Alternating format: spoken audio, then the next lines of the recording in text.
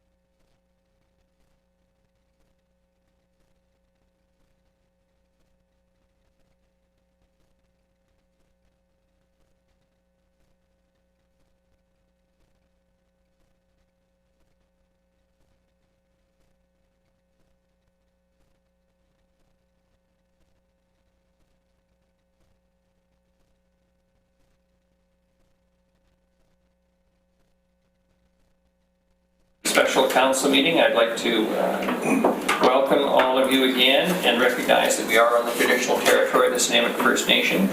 Our clerk today will be Ms. Sheila Goury.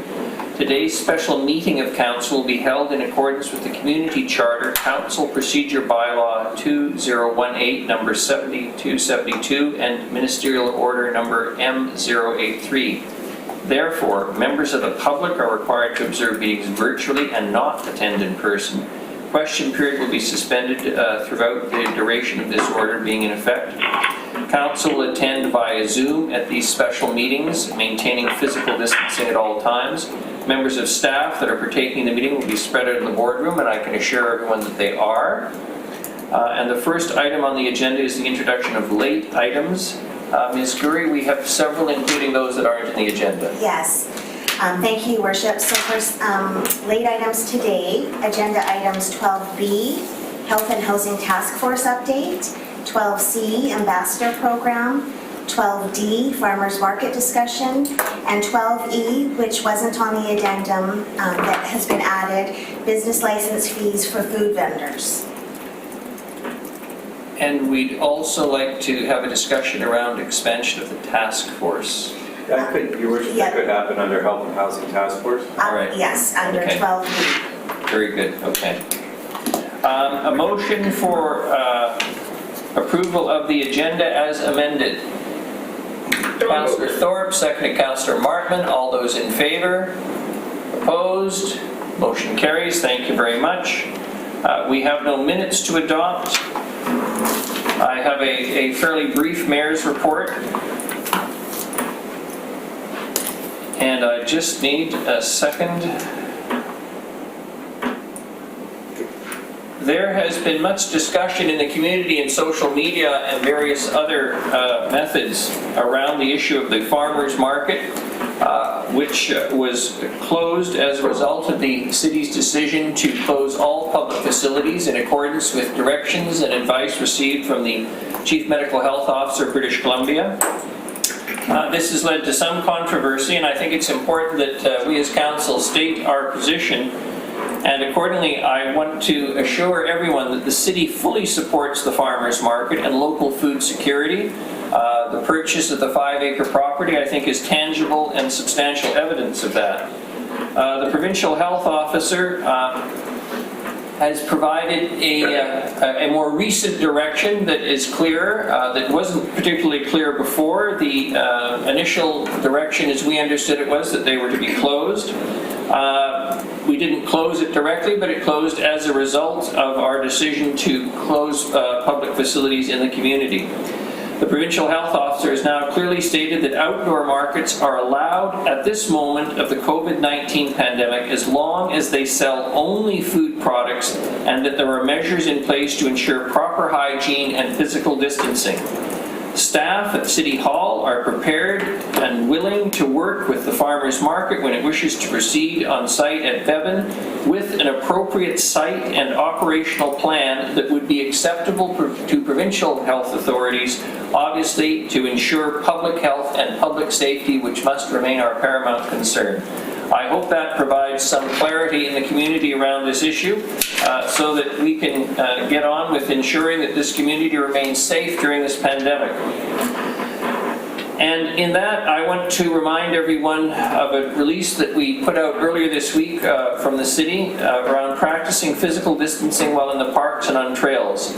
To stop the spread of COVID-19, the City of Nanaimo wants to remind everyone to always practice physical distancing while in Nanaimo parks and while on trails. We appreciate that that may present some difficulties from time to time, but it is important that each and every one of us set a good example. Physical distancing is defined as being at least 2 meters, 6 feet, away from anybody who is not part of your household. So please observe that. To help remind citizens of this practice, we have produced signs that have been installed in parks and at trailheads. They provide lists of do's and don'ts while recreating in the outdoors, including using these areas only if you are healthy and without any symptoms of the virus. So I would ask you please to ensure that we all play by the rules. When any of us don't, it leads to a general disorder and the potential of serious health consequences. And a reminder to everyone that beach fires are not allowed in the city of Nanaimo. Nanaimo Fire Rescue has been responding to an increase in burning complaints over the past week. As a reminder, open fire permits generally available in April for properties larger than 1 acre or protection island have been revoked. I emphasize, have been revoked due to the recommendations of the province of British Columbia. These open burning prohibitions will reduce demands on firefighting resources and help protect the health and safety of the public. We need our firefighters for more important issues.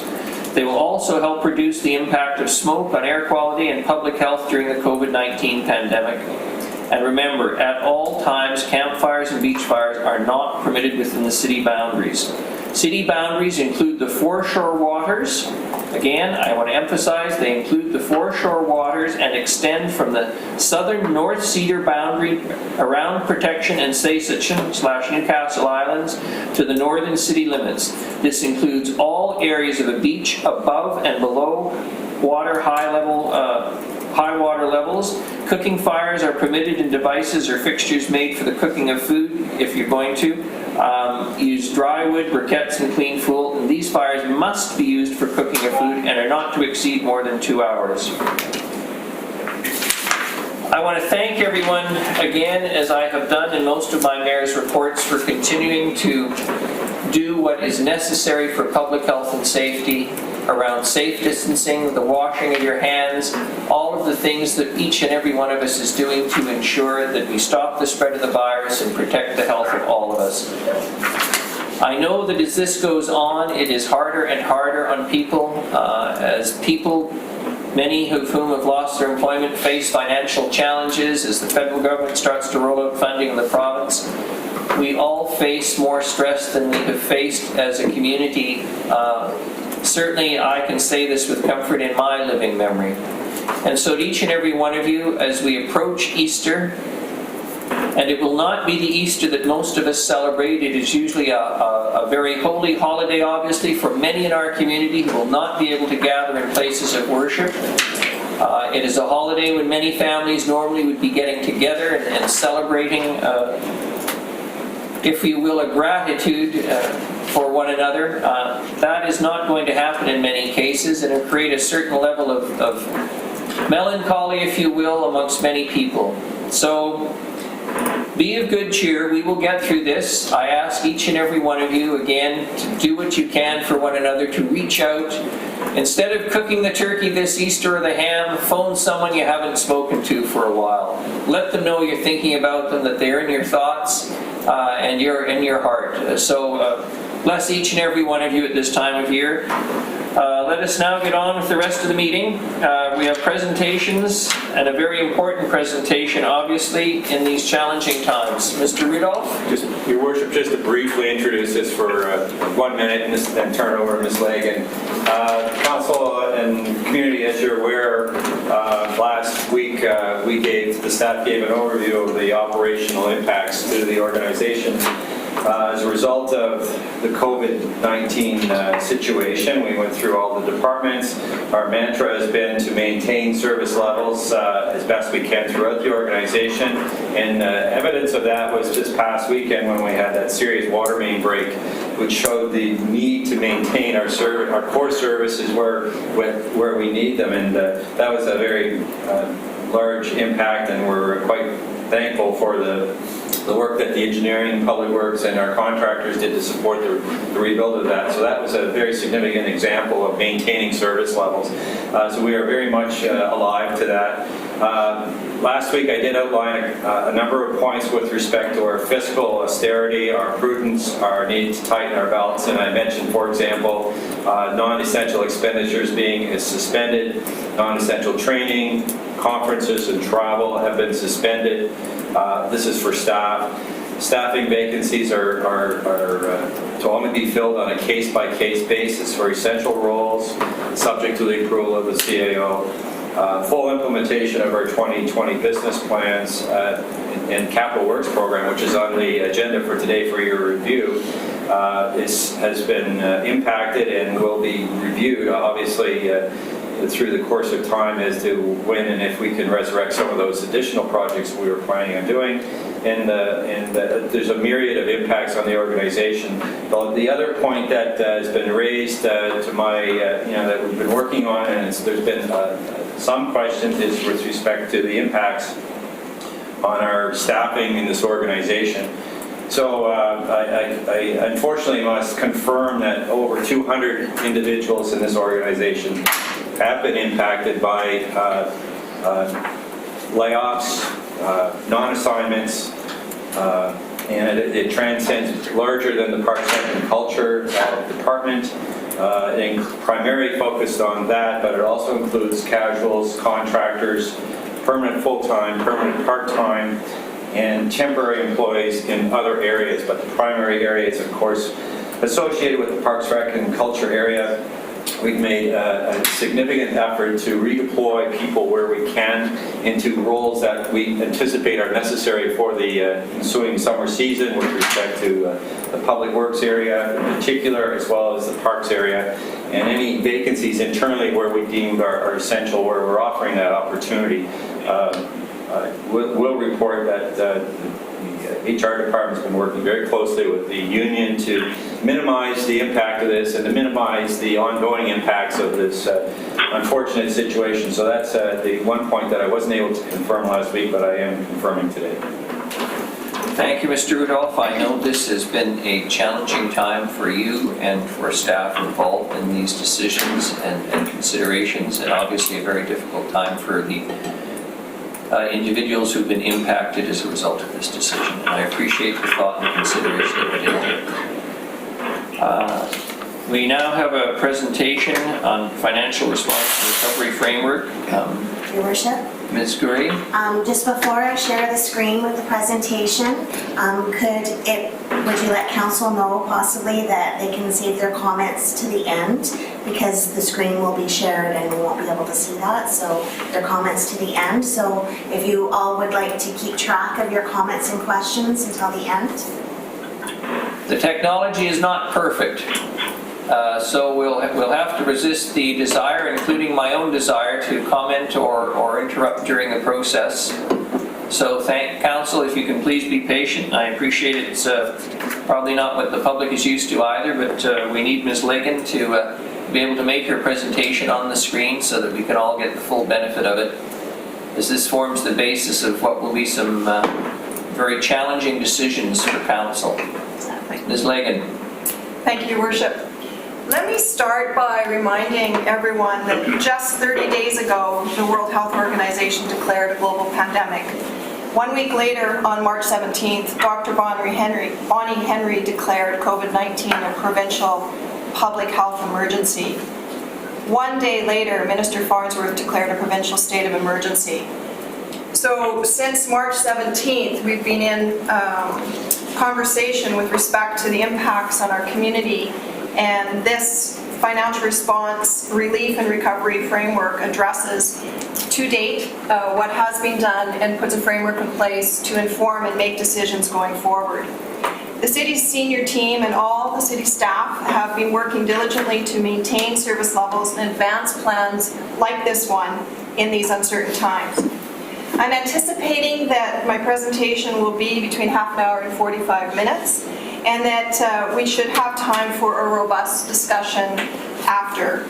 Bear with me, this is a foundational conversation that will inform our response, our relief programs, and our eventual economic recovery. Just to walk through an outline.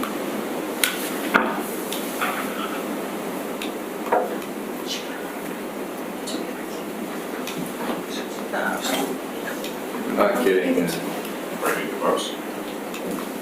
Someone could just advance it once more.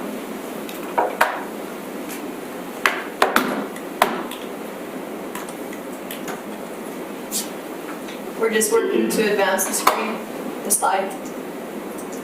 There we go. So I'm going to start by talking about the context in which we find ourselves, which I deem as an era of uncertainty.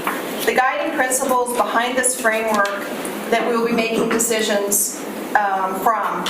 Model components, the financial model is robust and comprehensive, and I'm going to talk about the elements of it. the scenarios that we put in place with an unknown timeline for the enduring capacity of the COVID-19 virus, we don't know when we will see substantially reopening of our facilities. So we have 3 timelines or 3 scenarios to put forward. I'm going to walk through the major revenue loss and expenditure reductions in categories where I can talk to 99% of our revenue loss anticipated over the next X number of months, and then 98% of the drivers behind our expenditure reductions. I'm going to give you a snapshot of current financial impact as of April 3rd and the cash flow analysis that the city finds itself in, so that we have information to support the bylaw that's coming forward with respect to borrowing against future tax revenues. And then finally, and probably the most important piece of work, is the work plan, and talking about how we can move forward to make decisions to put relief programs in place for our residents, our business community, and our community partners.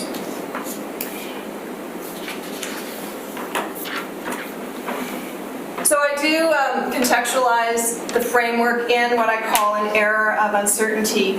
And thanks to Councillor Hemmons for making me realize that that's probably the biggest challenge we have in asking the question last week. What is the greatest challenge? It's uncertain how long the pandemic will persist, and it's uncertain how long it will take to have a full economic recovery. Within that context, we started out with a rapid response from the city with respect to honoring the health guidelines, and closed our facilities to the public, but remained open for business to pursue a rapid recovery in the future from the economic perspective. In the interim, or between those 2 bookends, we have informed and measured approach. We're taking an informed and measured approach to response and positioning for recovery. And today, when we talk about the motion to extend due dates for the utility bill payments, you'll see that actually Nanaimo is out ahead of most of the jurisdictions, municipalities in British Columbia, and a leader with respect to that particular relief program that we'll talk about later. I remind everyone that police and fire are core essential services, and we're doing everything we can to keep them robust and staffing levels in place. And our other core essential services have critical service levels that we're monitoring and making sure that we have staffing to keep them in place as well. So we want to flatten the pandemic curve. We want to put as many measures in place to limit the depth of economic impact that we have in our community and come out with a rapid economic recovery. A lot of things are beyond our control, so right now this is a variable-driven model that I'm going to walk you through, which will serve to inform all of our relief programs and our decisions taken around it. But bear in mind that we've built it for flexibility so that we can continue to move forward and make sound decisions. So let me walk through the guiding principles behind the model we put in place to make informed relief decisions around. Number 1, we talked about close to the public but open for business. It's key that we follow our health authority orders and guidelines, and key to maintain service levels as a priority. What we have to also consider is some capacity, some financial capacity for responsiveness, because we are in an uncertain time. We need to continue to focus on monitoring critical staff levels for business continuity. And we may be in a position where we have to do callbacks and we have to stay flexible to maintain our service levels. Informed and measured approach as we progress to economic recovery, we have to keep in mind that we have to maintain our fiscal resilience. It's absolutely vital, so we need to understand our financial position as the long game. And these impacts to our economy and to our community will likely persist for years, and we need to be cognizant of that. The duration is uncertain. Productivity of city employees is absolutely important, and the redeployment options being explored are key to add value to our community and continue to keep our staff active and doing value-added initiatives within the community. Finally, the city, the business community, and the community at large being positioned for rapid economic recovery. So what does that actually mean? One of the key things is Mr. Rudolph had talked about is progressing critical and important capital projects, making sure that the assets of the city are maintained and that the stewardship continues. So in this situation of the water main break this weekend, because of the people on the ground and the excellent relationships with our community contractors, we were able to put the solution in place in record time. The responsiveness to that critical event was in place, and we want to make sure we continue to keep our assets, critical repairs and important capital projects moving forward. It also contributes to economic stimulation, so continuing to pave the roads, continuing to put the infrastructure in place allows the private sector contractors to keep their staff on board and on payroll as well. Possibly rescheduling what we would term strategic capital projects to later in the year is under consideration when Mr. Sims is making his presentation today. Many of the relief measures we'll be talking about today contribute to the attainment of this principle, which is rapid economic recovery. So to inform our decisions, we've built a model. One last thing. I wanted to make sure that we ground all of our decisions around Council's strategic plan as a guiding document. The financial model includes what we anticipate today is our revenue loss forecast, our expense reductions and cost avoidance. With closed facilities, we're both losing revenue, but we're also not experiencing the same expenses. Capital projects are important and are critical projects moving forward, potentially shifting the timing of some strategic capital projects.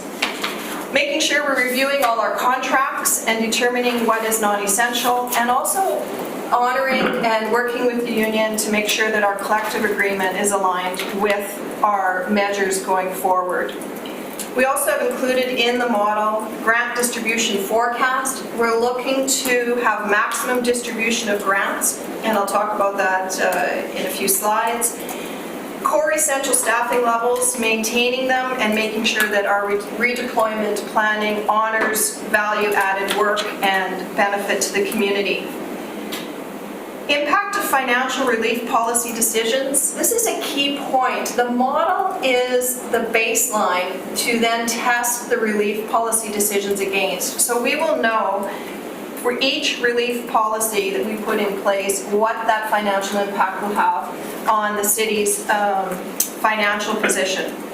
And then finally, impacts of multi-level government, relief directives and impacts, which are largely unknown at this time, but the model will absorb them as they become clearer to us. And then finally, we did a robust cash flow analysis until the end of the year, until end of 2020, in the context of not being able to collect any tax revenues whatsoever. So it would be a worst case scenario, and important to note, it is the substantiation for the bylaw that we're hoping to put forward today, which would allow us to borrow against future tax when it is collectible, and making sure that we have cash flow to make payroll and to pay all of our contractors.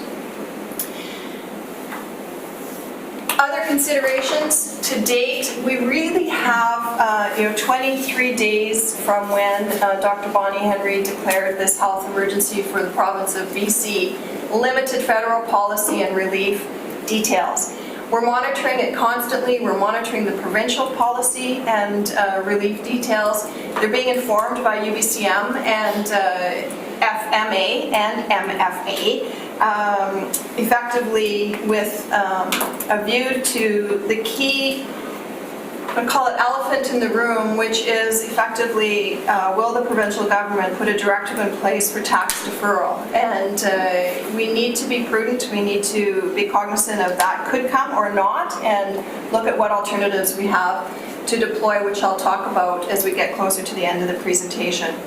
And then what impact do all of these have on the municipality? We also don't know how long we will have closed facilities.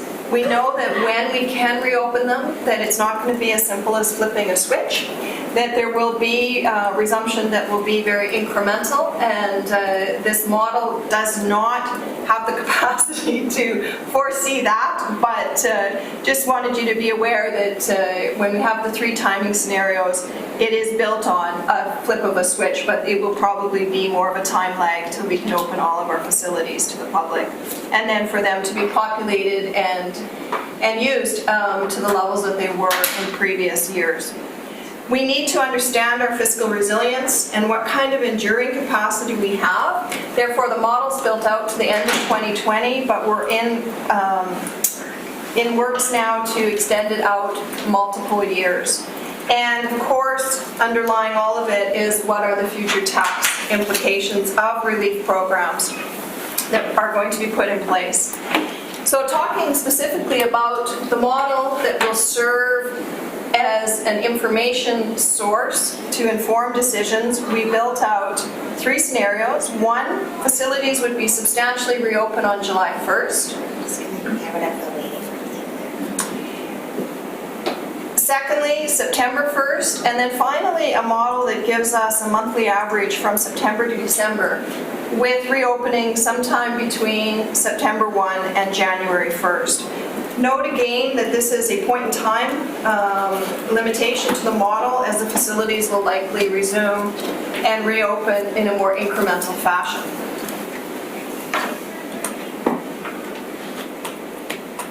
Now this doesn't work. Try to mouse. What's that? Try to mouse and click on the screen. Advance the slide. No, just the, try even rolling actually. Try what? Rolling the middle. Rolling the like so, middle. of the mouse. So just click anywhere blank on the screen now to get rid of that box. And then roll. Oh, there you go. Okay.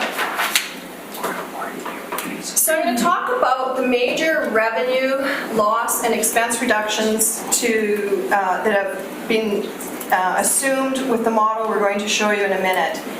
These revenue loss and expense reductions account for 98% of the revenue loss and 99% of the expense reductions.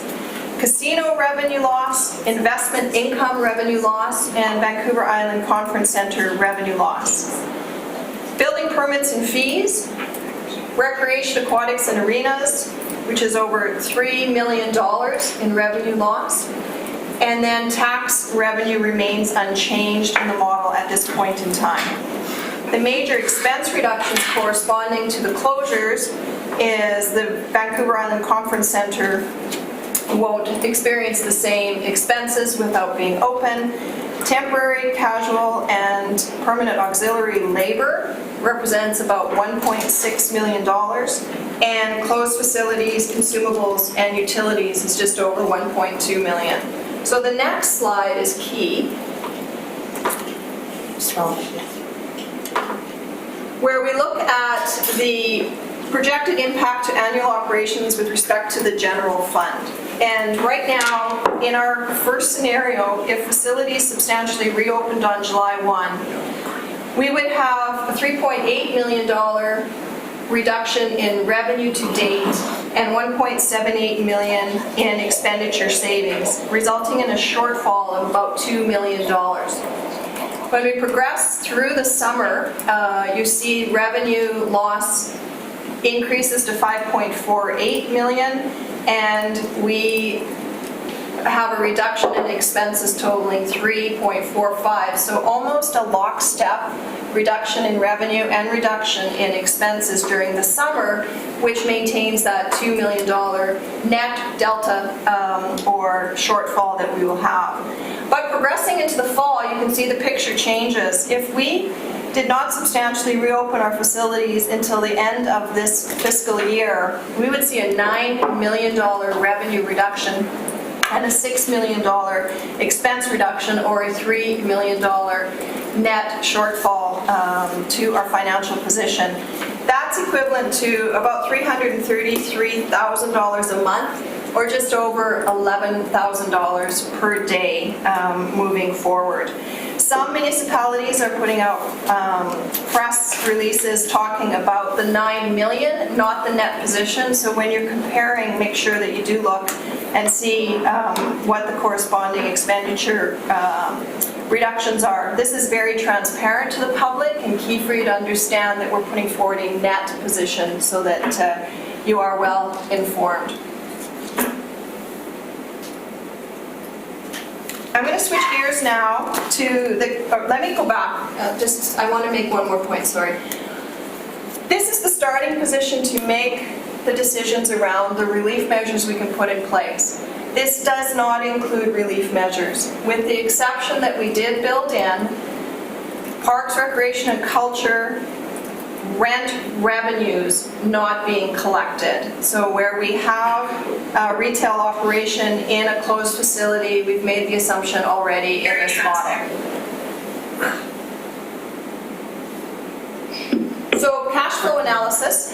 So this is a situation where we've just taken the worst case scenario of not being able to collect any tax revenue from now to the end of the year. We don't believe that that is going to actually be the case, but we had to ground this in an assumption that everyone could wrap their heads around and that was static. So when we look at our cash flow analysis and available short-term borrowings coming due so that we can use it as cash or effectively move from a short-term instrument into what you would call your checking account, we're starting at April 1 with around $55 million of free cash flow. We move through, you can see the top line assumes no payovers to the organizations and levels of government that we would pay over in a regular tax collection year.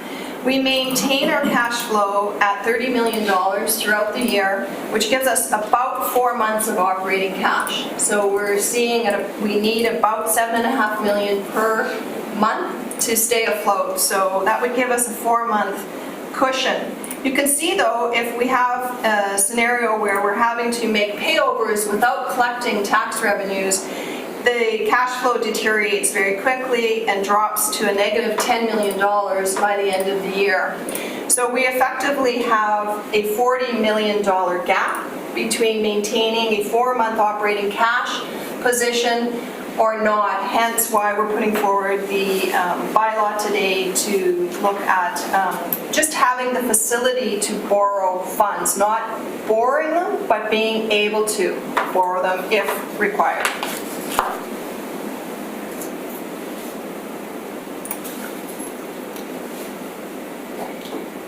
So this is the slide that is called the work plan. And we have been monitoring the Canadian municipality relief programs across the country. And I can say that Nanaimo is ahead of the curve with respect to putting our utility due date extension motion forward today, which I'll talk about in the next upcoming agenda items. The revenue anticipation borrowing bylaw has been put in place by city councils prior but never activated. And it has been put in place as a prudent mitigation measure, and we're recommending that we do the same. And then Mr. Sims will talk about the capital project information report that's part of your package. I want to talk about April 20th and beyond. So we've put a tentative timeline together for our work plan with staff and mayor and council. Number 1, city parking relief information report will be provided to council for consideration on April 20th. We hope to have a decision on April 27th. The city facility leasing and rental relief information report would come forward. So what measures, what relief can we put in place for city facilities where we have leasing and rental income coming in, and to assist with the organizations in the position of not having it open. Going concern, so no revenue opportunity, what can we do with respect to that decision? And that would happen 1 week later. Then you can see on April 20th, we are going to bring forward financial plan and property tax options information report. for discussion again on May the 4th. So giving us 2 weeks for more work and more analysis from the feedback of Mayor and Council to come forward with decision options. On April 27th, we're going to bring forward an information report about maximizing grant distribution to all of the entities that receive grants from the city. At this point, we're working with the assumption that maximum grant distribution will contribute to rapid economic recovery, and we would like to have the organization substantiate the maximum grant distribution so that we are prudent and manage our fiduciary responsibility around the finances of the city, and recommending that an additional grant pool be put in place with the express purpose of positioning organizations for resilience during these times and the ability to reopen for rapid economic recovery when we come out of the closures and the scenario that we're in. On May 4th, we'll make a decision, hopefully, around the grant distribution and additional grant pool. We'll talk about the options with respect to property tax and the tax rate, and then by May 11th, look at what will the financial plan bylaw and property tax bylaw entail. I think it's important at this point for me to talk just for a minute about some options around property tax. We've done not a census, but a really robust review of most municipalities in BC and where they sit on the concept of a property tax deferral.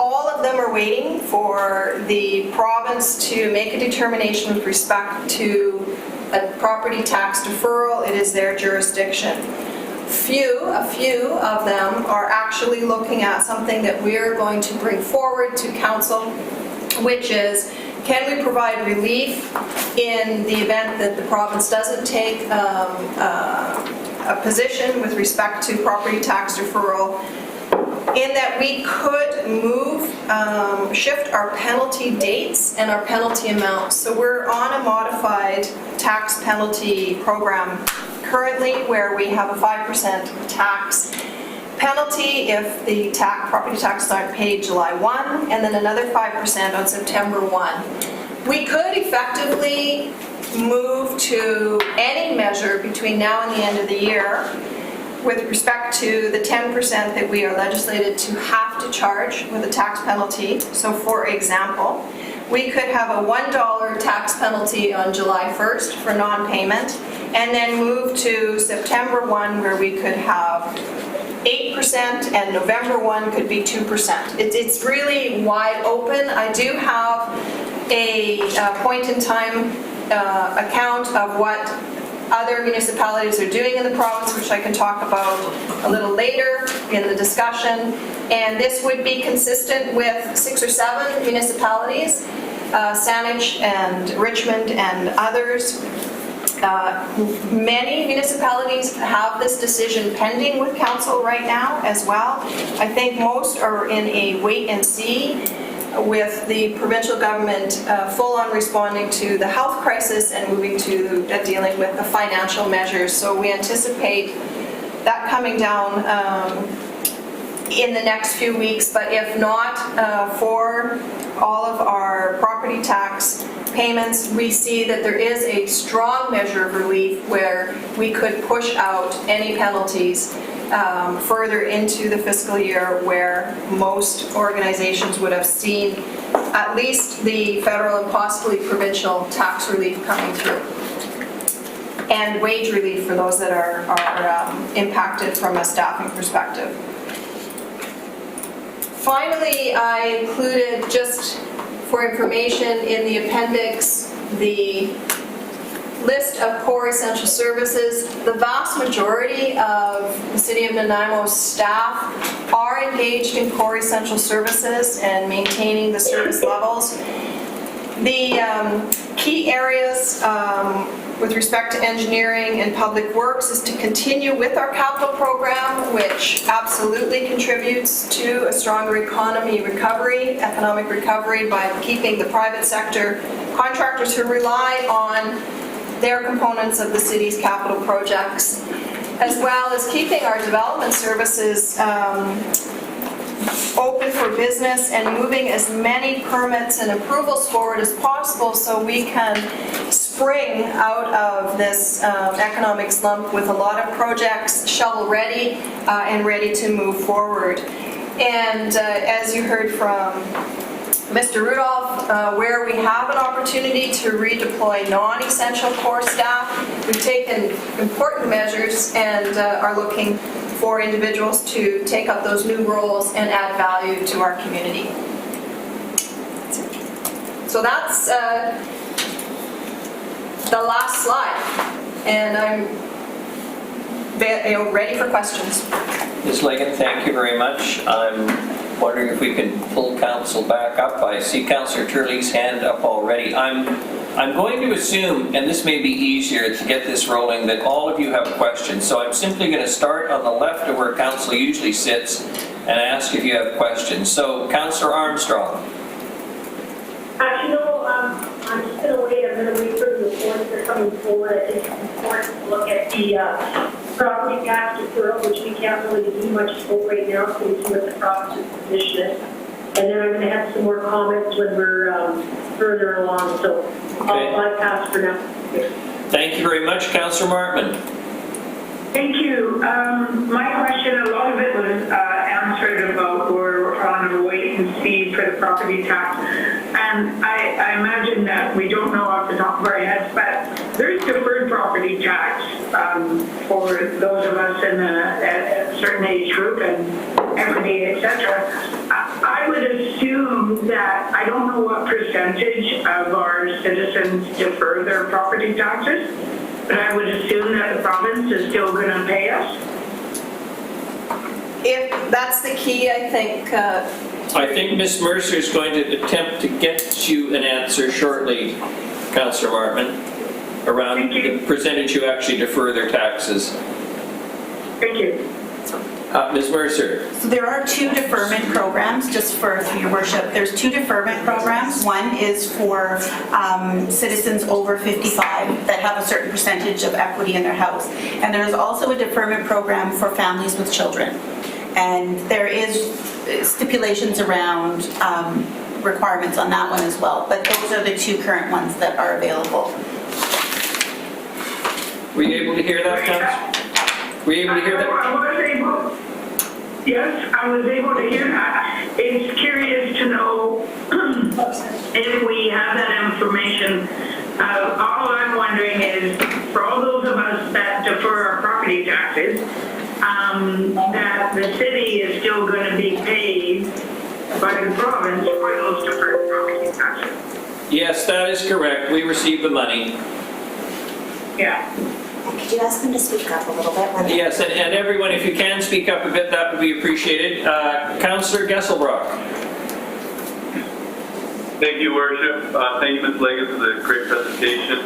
My question is just, what channels is the province been reaching out to us to see what we're kind of needing in terms of financial support, or is it pretty clear what most municipalities are asking for and they're working on? I'm just curious in terms of informing them so that they can inform their approach. through your worship, to Councillor Gesselbrock.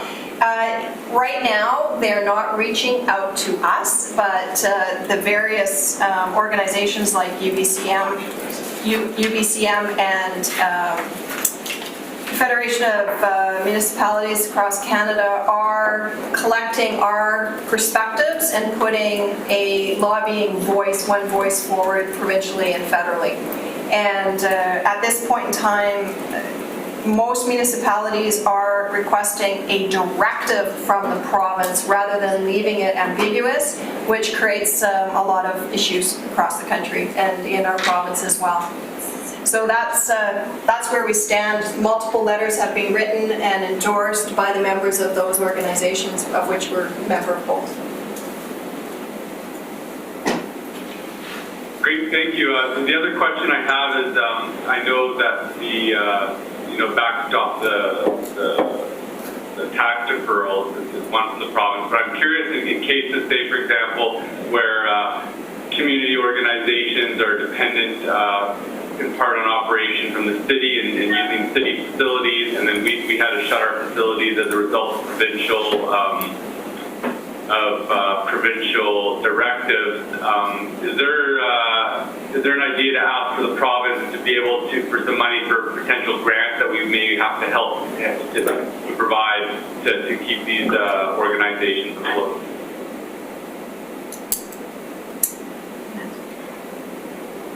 Oh, no one's jumping to answer that question, Councillor. Through your worship, Ms. Lagan.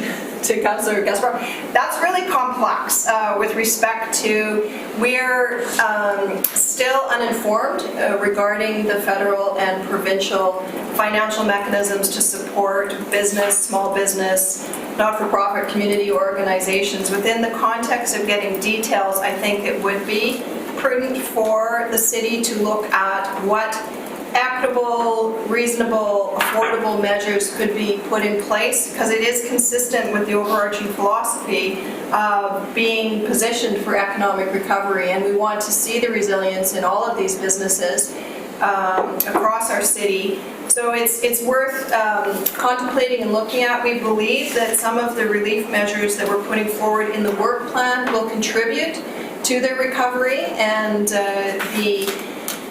this point, the city is putting forward, from a staff perspective, an additional grant pool for response to that situation, which is part of the work plan coming forward on April 27th for finalization on May the 4th. Thanks. Thank you, Councillor. Councillor Hemmons. Thank you, Your Worship. No questions, just gratitude for the great presentation, and also I'm really grateful to hear that our staff are kind of figuring out what other municipalities are doing and how we're positioned, et cetera, because it feels like in so many realms that there's so much uncertainty. So I appreciate staff's diligence on this, and I'm looking forward to having debate around those relief programs. Thank you. Councillor Thorpe. Councillor Thorpe, your mic isn't on. Hear you. Sorry, I had muted myself during the presentation. Can you hear me now? Yes, it doesn't hurt if you speak a little louder and get close to the mic, though. Certainly, I will do that. First of all, thank you very much, Ms. Lagan. I thought that was an excellent report, very informative and very clear. And one of the first things that I made note of in one of your early slides was your statement about staff making informed and measured responses. And that's the type of approach that I always appreciate, and I applaud that, and I hope that Council will follow that same advice as we move forward. As you pointed out, I do have just a couple of comments, and then I do have some questions.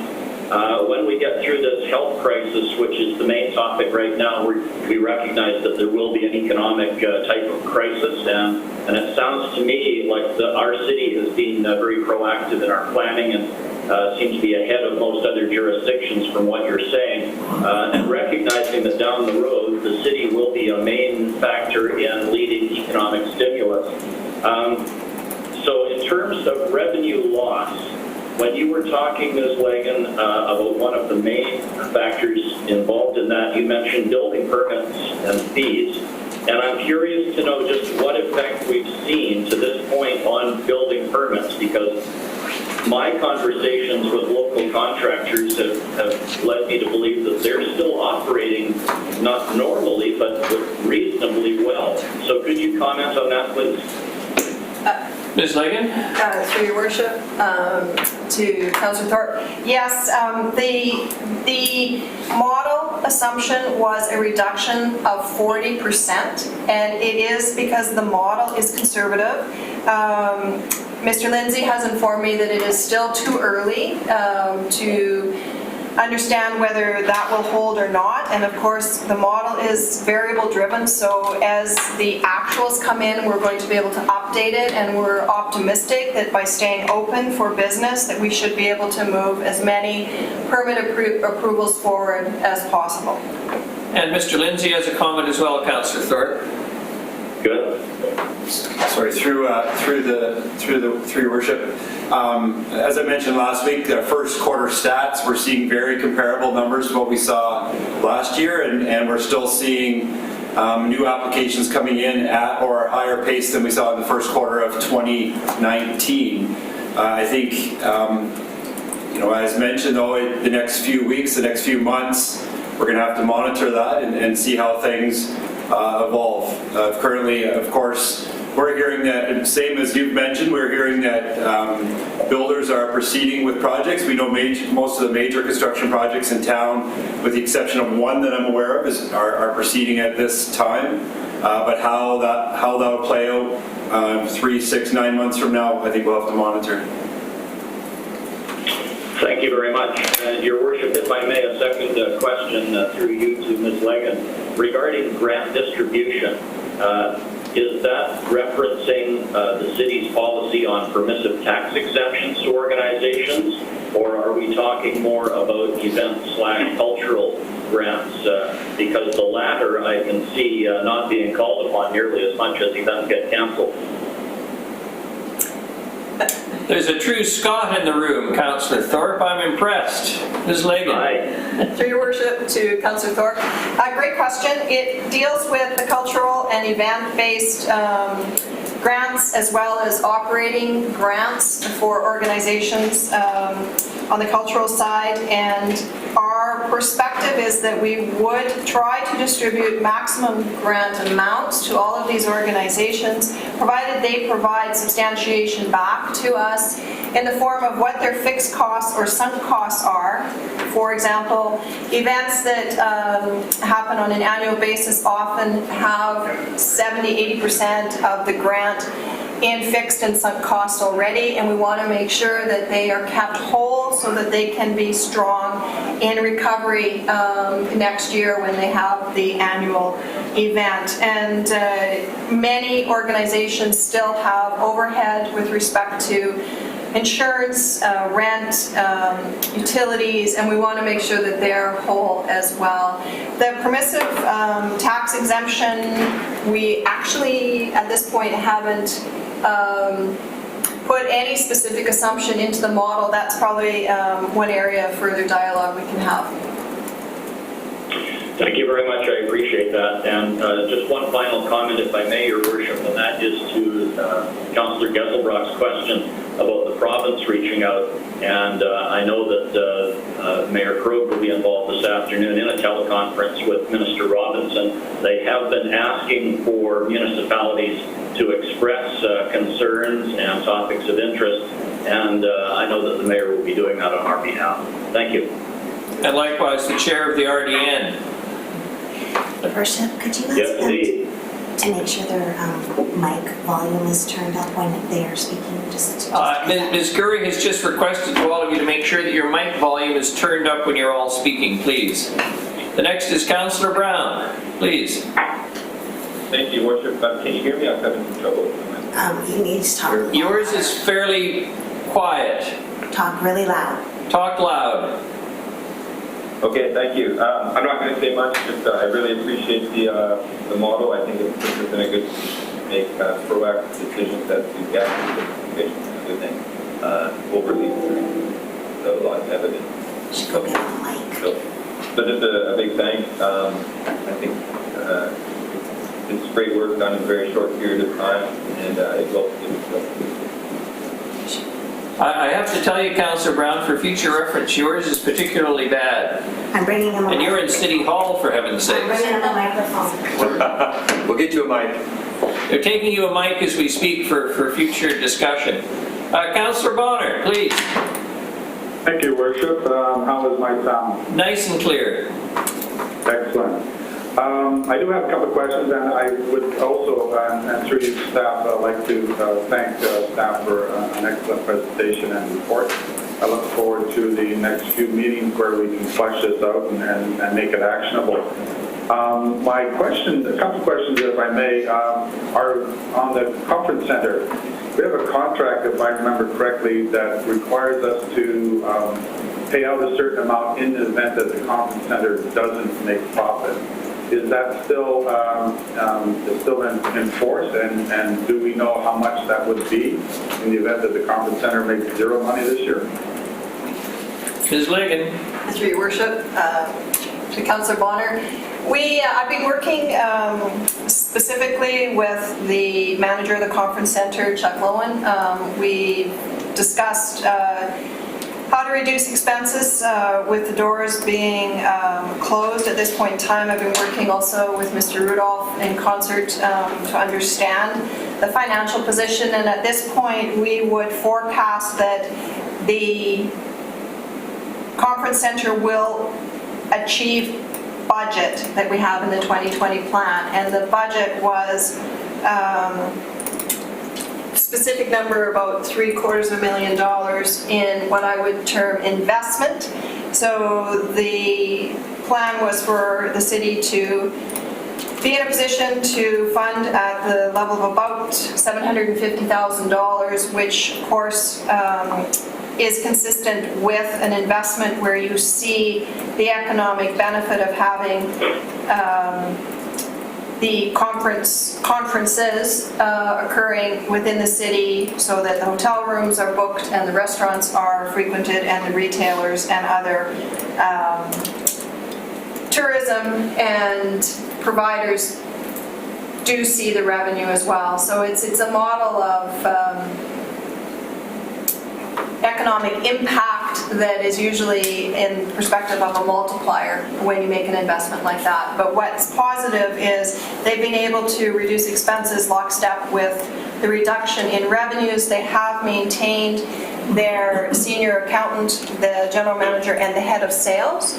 And those three individuals are working diligently to reach out to organizations for their annual conferences and some new conferences, and trying to build a robust schedule to use that facility and contribute to rapid economic recovery. And that's the model that we're using at the city, that in discussions with Chuck, he absorbed into his planning, hence the decision to keep sales actively working and for him to be behind the scenes actively reaching out for the 2021 cycle. Okay, thank you very much for that. My next question regarding your net loss slide where it showed 2 million, 2 million, and 3 million over various timelines. So that net loss is not including what we could possibly lose through taxes, like our non-payment of taxes. So that is just a specific net loss regarding our expenses for those facilities. Am I correct? Yes, she's nodding her head sagely. Because ultimately, let's be blunt about it, we can always collect on the taxes. It may take time, but it's first charge on property above mortgages. Okay, I'm going to get to there shortly. My question regarding that is, do we have reserves to cover that net loss already?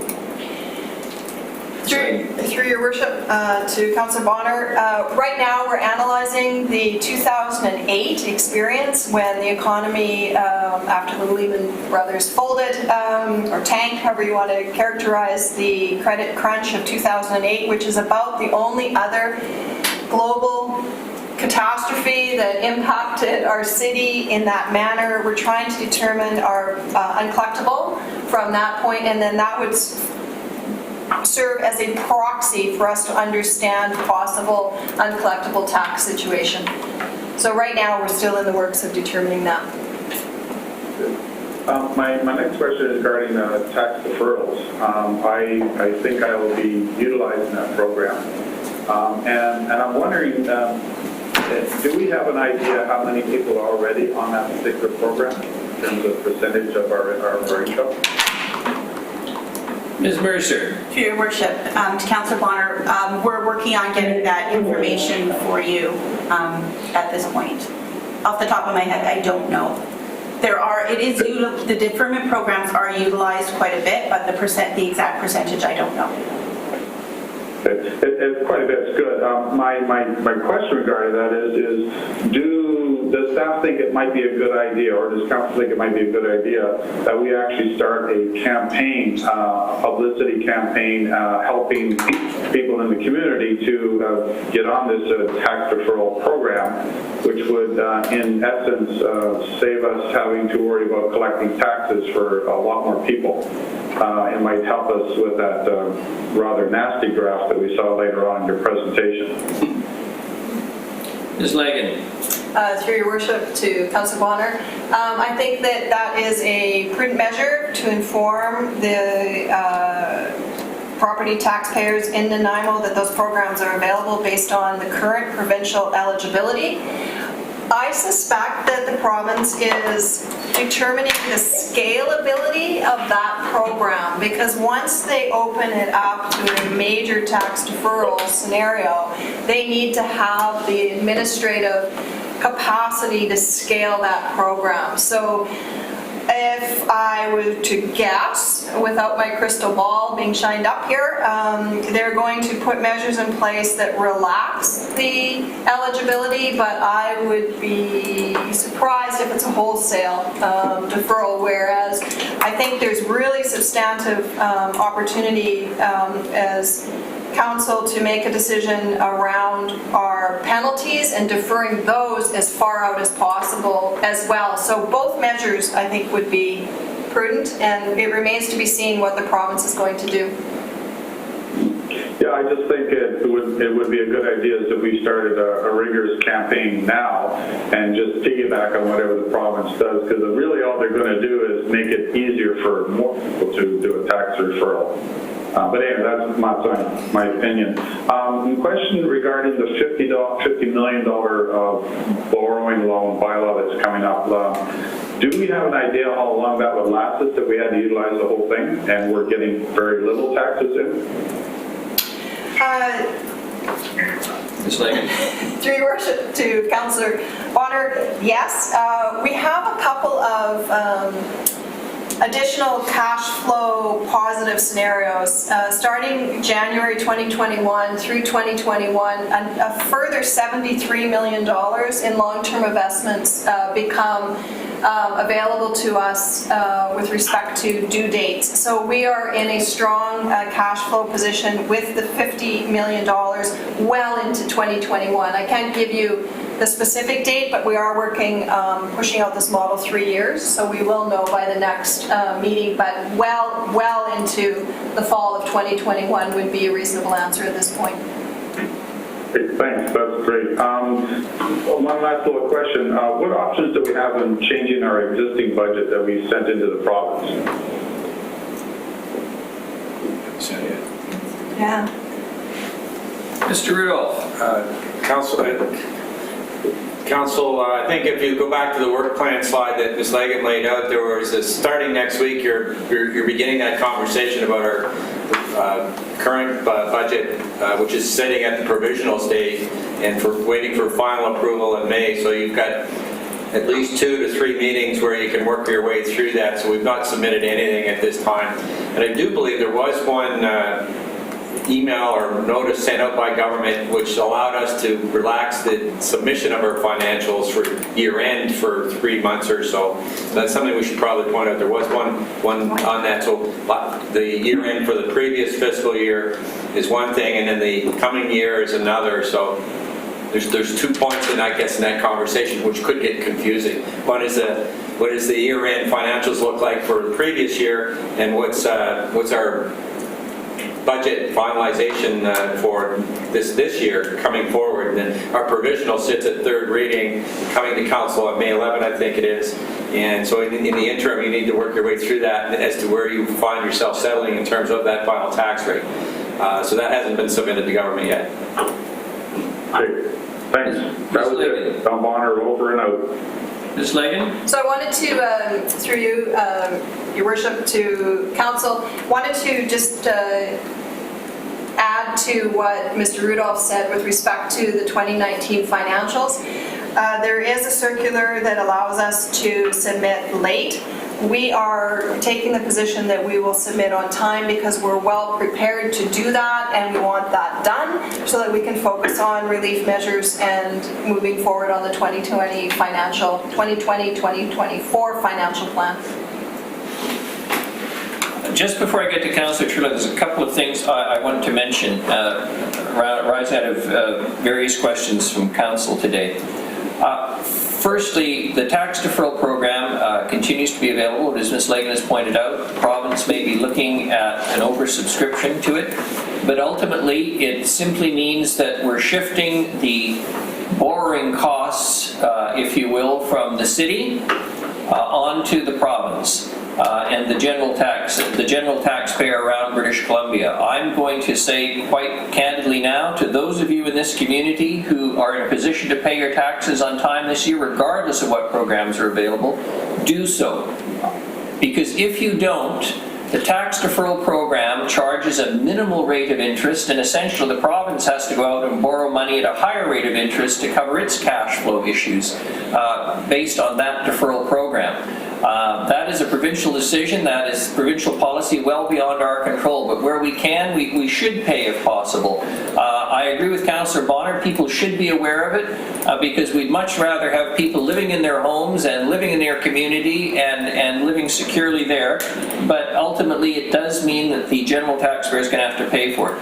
The other thing is, and I don't wish to insult anyone's intelligence who's listening, but around the issue of the $50 million, I'm always concerned about what headlines look like. The concept is that we would simply have access to what I will call a line of credit. If it cost you $1,000 a month to run your household and you earn $12,000 a year, but the biggest part of that money is spent in the first 6 months, say $8,000, you have, in theory, a $2,000 cash flow issue because you've spent money that you don't have and you won't earn until the second half of the year. This is simply to allow us to have the money in the bank to meet payroll, to pay our contractors, to pay our expenses.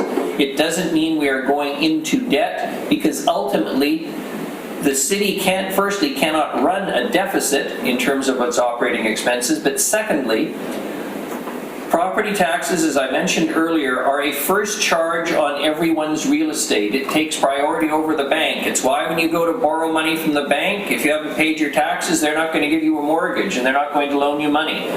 So we are always secure and we will always collect, and I think that's an important thing to keep in the back of everyone's mind. But what we're asking by way of the potential motion is to ensure that we have the money in the bank to make sure that we can pay our debts just as the province does. So I come back to my point around the tax deferral program.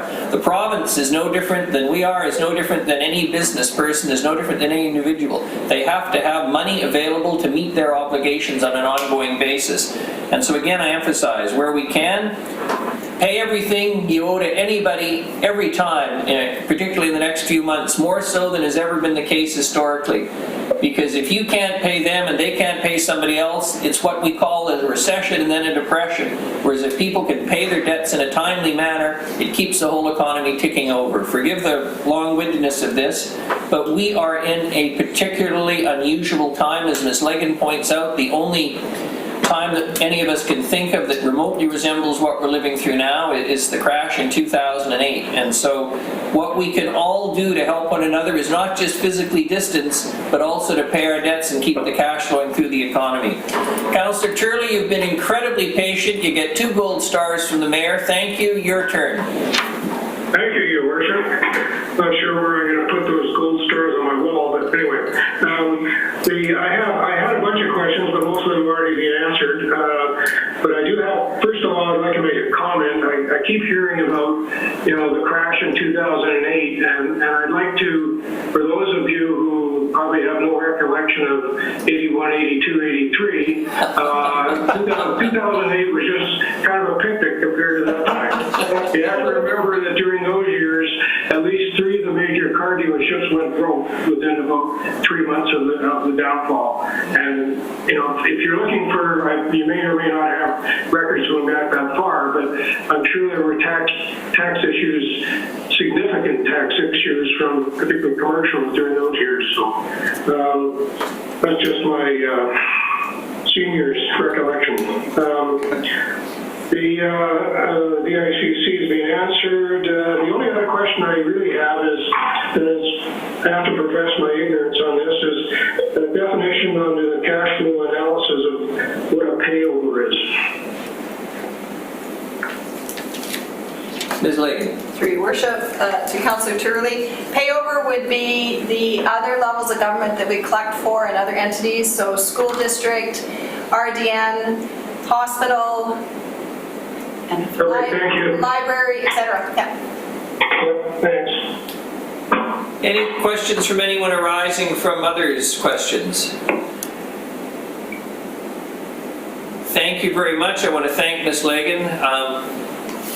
The old cliche about food for thought barely begins to describe what we're going to have to chew through over the next little while. I just want to emphasize to the public who is listening and paying attention, I hope the council intends to move with prudence and conscious of the fact that the strain on everyone's finances in this community, whether you're the small business having to pay the monthly rent to the landlord, or the landlord having to face paying the taxes on the building that they own in which you operate your business, we're all going to face challenges, and I think it's a time to say again, as I've said before, a thank you to previous councils who have been prudent with the city's money.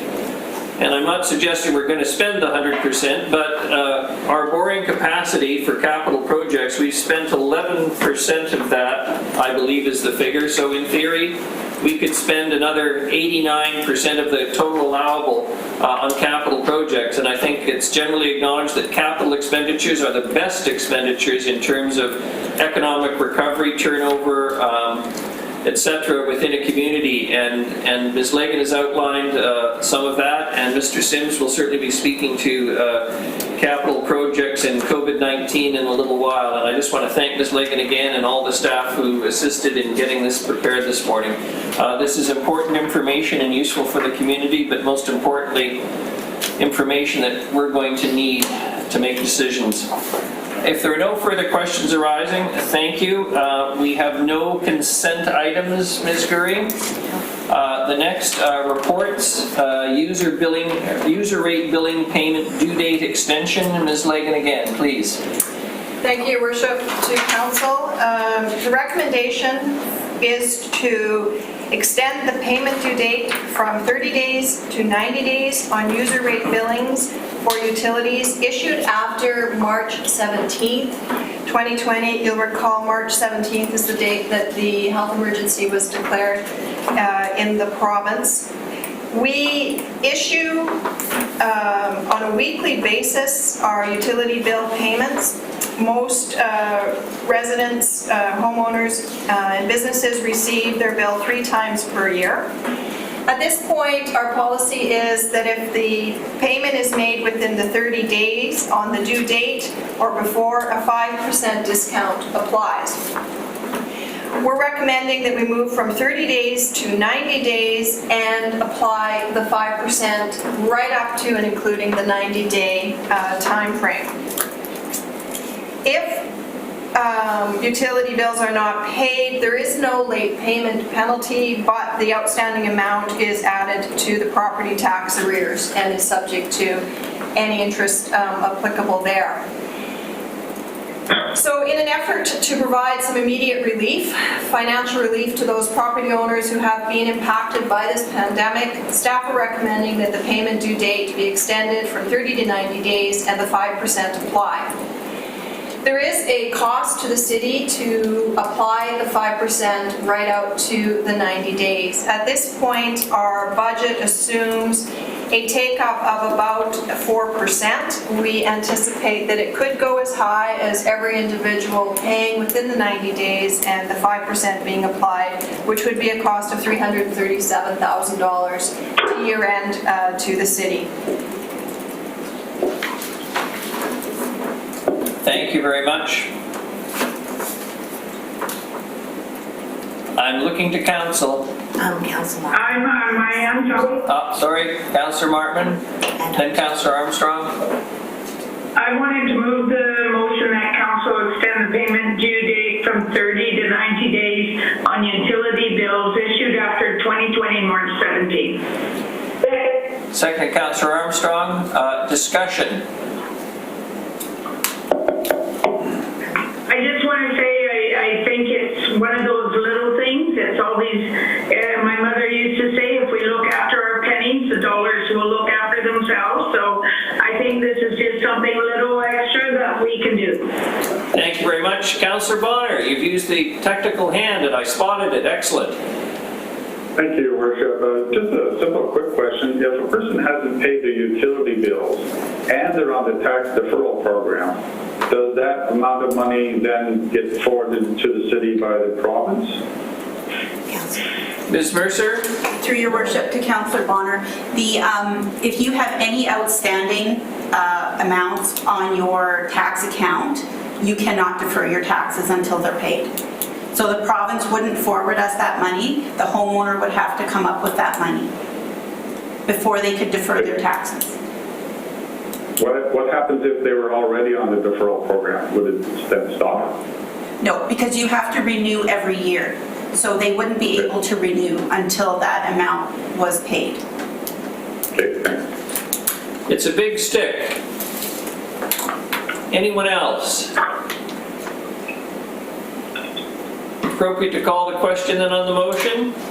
Extending 30 to 90 days? Seeing no hands going up. All those in favor? Opposed? Yes.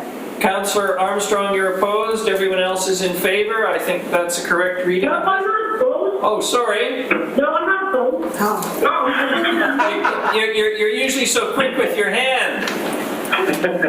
All right, it's unanimous then. Thank you. The next is item 9B, 2020 revenue anticipation borrowing requirements. Again, Ms. Legan. Thank you. I'm going to introduce the revenue anticipation borrowing bylaw. For first, second, and third reading, it's bylaw number 7308. The community charter allows municipalities to borrow money if necessary to meet lawful expenditures and payovers.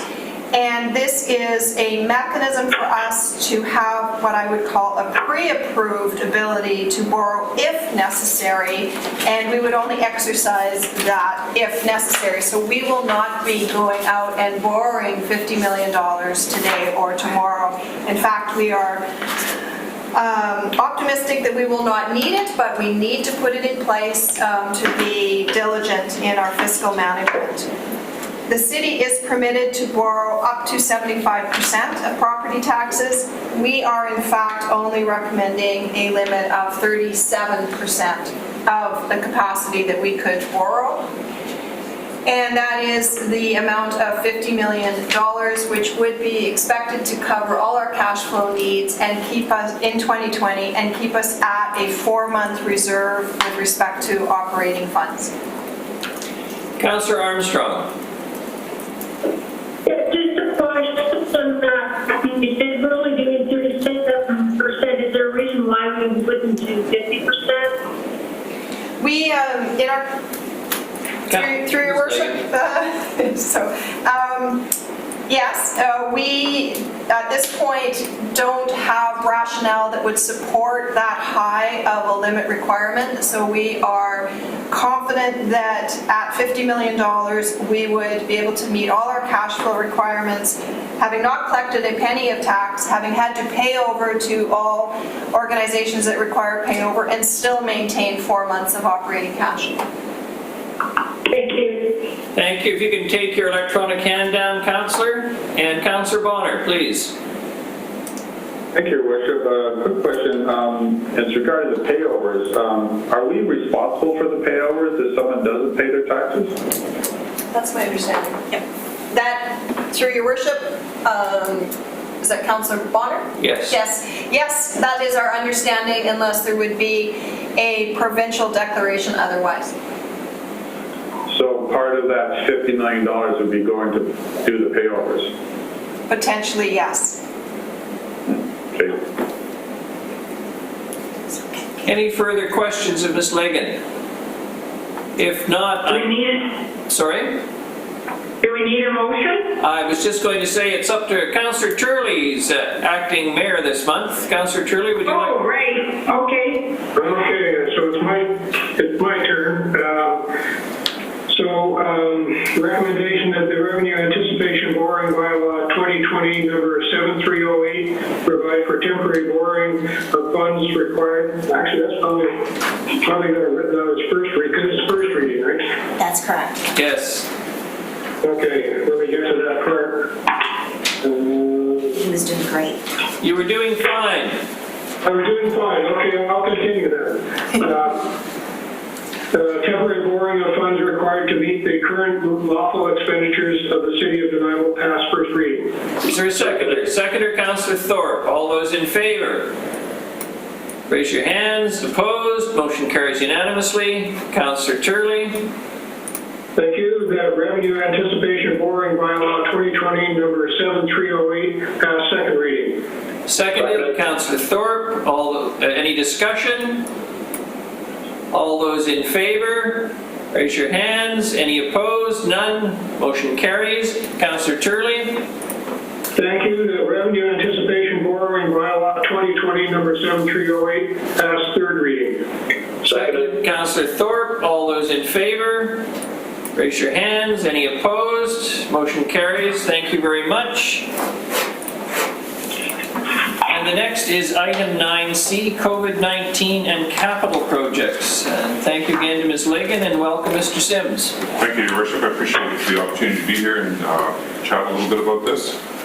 The report in front of you has set up as an informational report, but in the end, if I had an ulterior motive, it would be to seek council's endorsement in our approach. The report and the report that the approach that we've taken reflects and mirrors the guiding principles that Ms. Layton outlined, that we're taking a very measured approach for a strong economic recovery. So, as you know, we run a significant capital program across all areas of the city, including facilities, parks, and engineering public works. This is one of our primary focuses in the fire department, I should mention. This is one of our primary focuses in maintaining asset management, good asset stewardship, and working away on projects that benefit the city, of course. So as Mr. Rudolph mentioned earlier, staff have pressed pause on our procurement of construction, just to take a breath and make sure that we're proceeding in a prudent manner. So it was really to determine whether we consider a short-term deferral or a long-term deferral of projects. And so staff divided the projects into those which could be deferred, and those projects that were considered critical to proceed, important to proceed, like asset management type projects, or strategic. So those might be some projects that are less critical or less urgent, but still strategic, support the strategic plan. So our recommendation to council would be that we proceed with the capital plan as it is, certainly for the critical and the important projects, but consider the strategic projects case by case, and we can talk about that in just a minute or two. A couple of the critical projects that we're looking at are, the examples would be the Millstone Trunk Sanitary Sewer, which is at its capacity. We need to get that this year so we can be within fisheries windows. That's a critical one. Fire Station 1 is another one that we believe is critical. There's a lot of momentum on that. It's out for tender. It's in the marketplace now. It's EOC.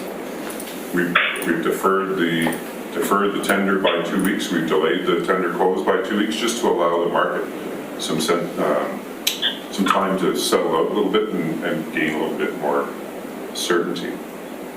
So we believe it'll be important to communicate the rationale for what we're doing here. Some projects may get sort of snagged depending on our typical pattern of public engagement. So if we often engage with the public to describe projects, if we can't move forward with that engagement, it may impact us as well. Lastly, I mentioned that we're analyzing our current work plan for 2020 and also 2021, recognizing the impact of the state of emergency that we're in, how that may translate into this year's work plan and then the impacts downstream. So in a real simple way of saying it, we're maybe taking the next 4 years of work and stretching it over 5, as an example. So within the report, there's, as a result of the sort of fairly detailed analysis that staff did, there was a number of strategic projects that sort of floated to the top that could be considered for deferment. The first one would be the downtown street lighting and wayfinding signage. That one was tendered, it closed, and we just haven't hit the go button on notice to proceed. Since the report was written, I've come to understand that it's been split into 2 parts. One of them is the street lighting piece, and then the second part is the wayfinding. So the wayfinding could be considered more strategic, and it could be deferred by a few months to next year. In fairness, Mr. Sims, if I may interrupt though, and I want to bring a business perspective to this. Obviously, all of these contractors have put money into preparing these bids. It costs them money, and one of them has been successful. And essentially, if we defer it, it's an extra cost to them at a time when business needs as much cash flow and opportunity to work as it possibly can. I just throw that out there, and pardon me for interrupting. No, that's completely correct, Your Worship. I think that this capital program builds a sense of momentum. As Ms. Legan intimated, the asphalt repaving program is critical to us, but it's just everybody's sort of chomping on the bit, but we want to make sure that we're proceeding with full transparency, I guess I would say. So the other projects that are there, Halliburton multi-use trail, that was funded from last year, but it could be deferred. The LED street lighting. Metro Drive is actually probably one that's relatively simple to defer. We're working hard on the design right now, but we could defer that until 2021. And lastly, the Front Street cycle track, while it's possible to defer it, the added complication for this one and Metro itself are that we've applied for grant funding for both of those projects, and deferring it potentially puts that grant funding at risk. And we don't know yet whether the grant funding has been included. There's some facilities projects that are currently well underway, parks projects such as the Merriwood Skate Park and the lighting at Sir Oxman. Those are well underway. The contractors engaged. We, of course, wouldn't defer those. But there may be some others that are relatively simple that we can do. I'd like to assure council and the public that we're balancing as Mr. Rudolph referred to it, prudence in proceeding. I believe that's everything I had to say. I'd be happy to answer any questions.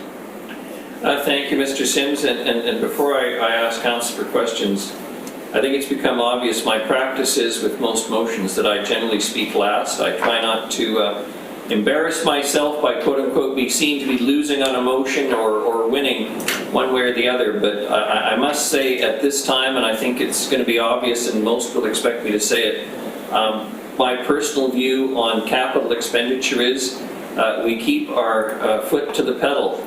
That there is enough disruption in the economy and enough costs to businesses in terms of the tendering process, etc., and that we need to fly at it. So I have Councillor Armstrong, and then Councillor Hemmons, and then Councillor Thorpe.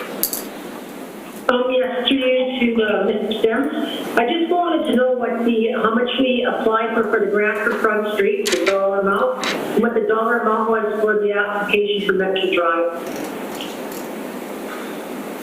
Sorry about the application. How much we applied Front for? Street and... Your Worship, I'm sorry to say I don't have the exact dollar amounts for those particular projects. Front Street was in the $400,000 range, and I think Metro Drive was over $1 million, 1.5 or something. Plus we already addressed that.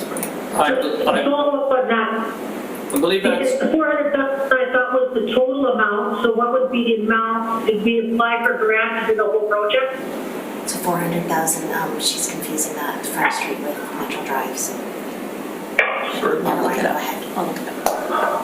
Your Worship, I think we'll get back to you on what the dollar values, it was on the information. So, Your Worship, maybe one of the things that we can do today, since this is an information report, is to collect your questions and be able to respond back to you on April 20th. However, we're also seeking a sort of a broad endorsement to proceed with a lot of projects that are ready to go, and Mr. Sims could have mentioned this, and maybe he should, that there's strong interest from the development and contractor community. If you wouldn't at least comment at what your perception on that is, because this is not just a city operations piece, this is impacting, this decision around our capital will impact, as you indicated, a number of other local companies, and I was wondering if Mr. Sims could mention what his experience has been in recently and how you were anxious to get on with this. It's true. Thank you, Mr. Rudolph. And it was on my list, but I deferred to His Worship. I interrupted you, Mr. Sims. It's my fault. That's okay. Certainly, the feedback that we've received from contractors, local contractors, as well as the Vancouver Island Construction Association is, as you mentioned, pedal to the metal. Encouraging projects to go ahead. Contractors are able to put safe work processes in place that allow them to maintain social distancing. A number of contractors have commented to us their appreciation that it looks like we're keeping full steam ahead on our projects. It's critical to them to keep the economy moving, and it lines up beautifully with this principle that Ms. Leggett outlined, which is positioning the city for a speedy recovery.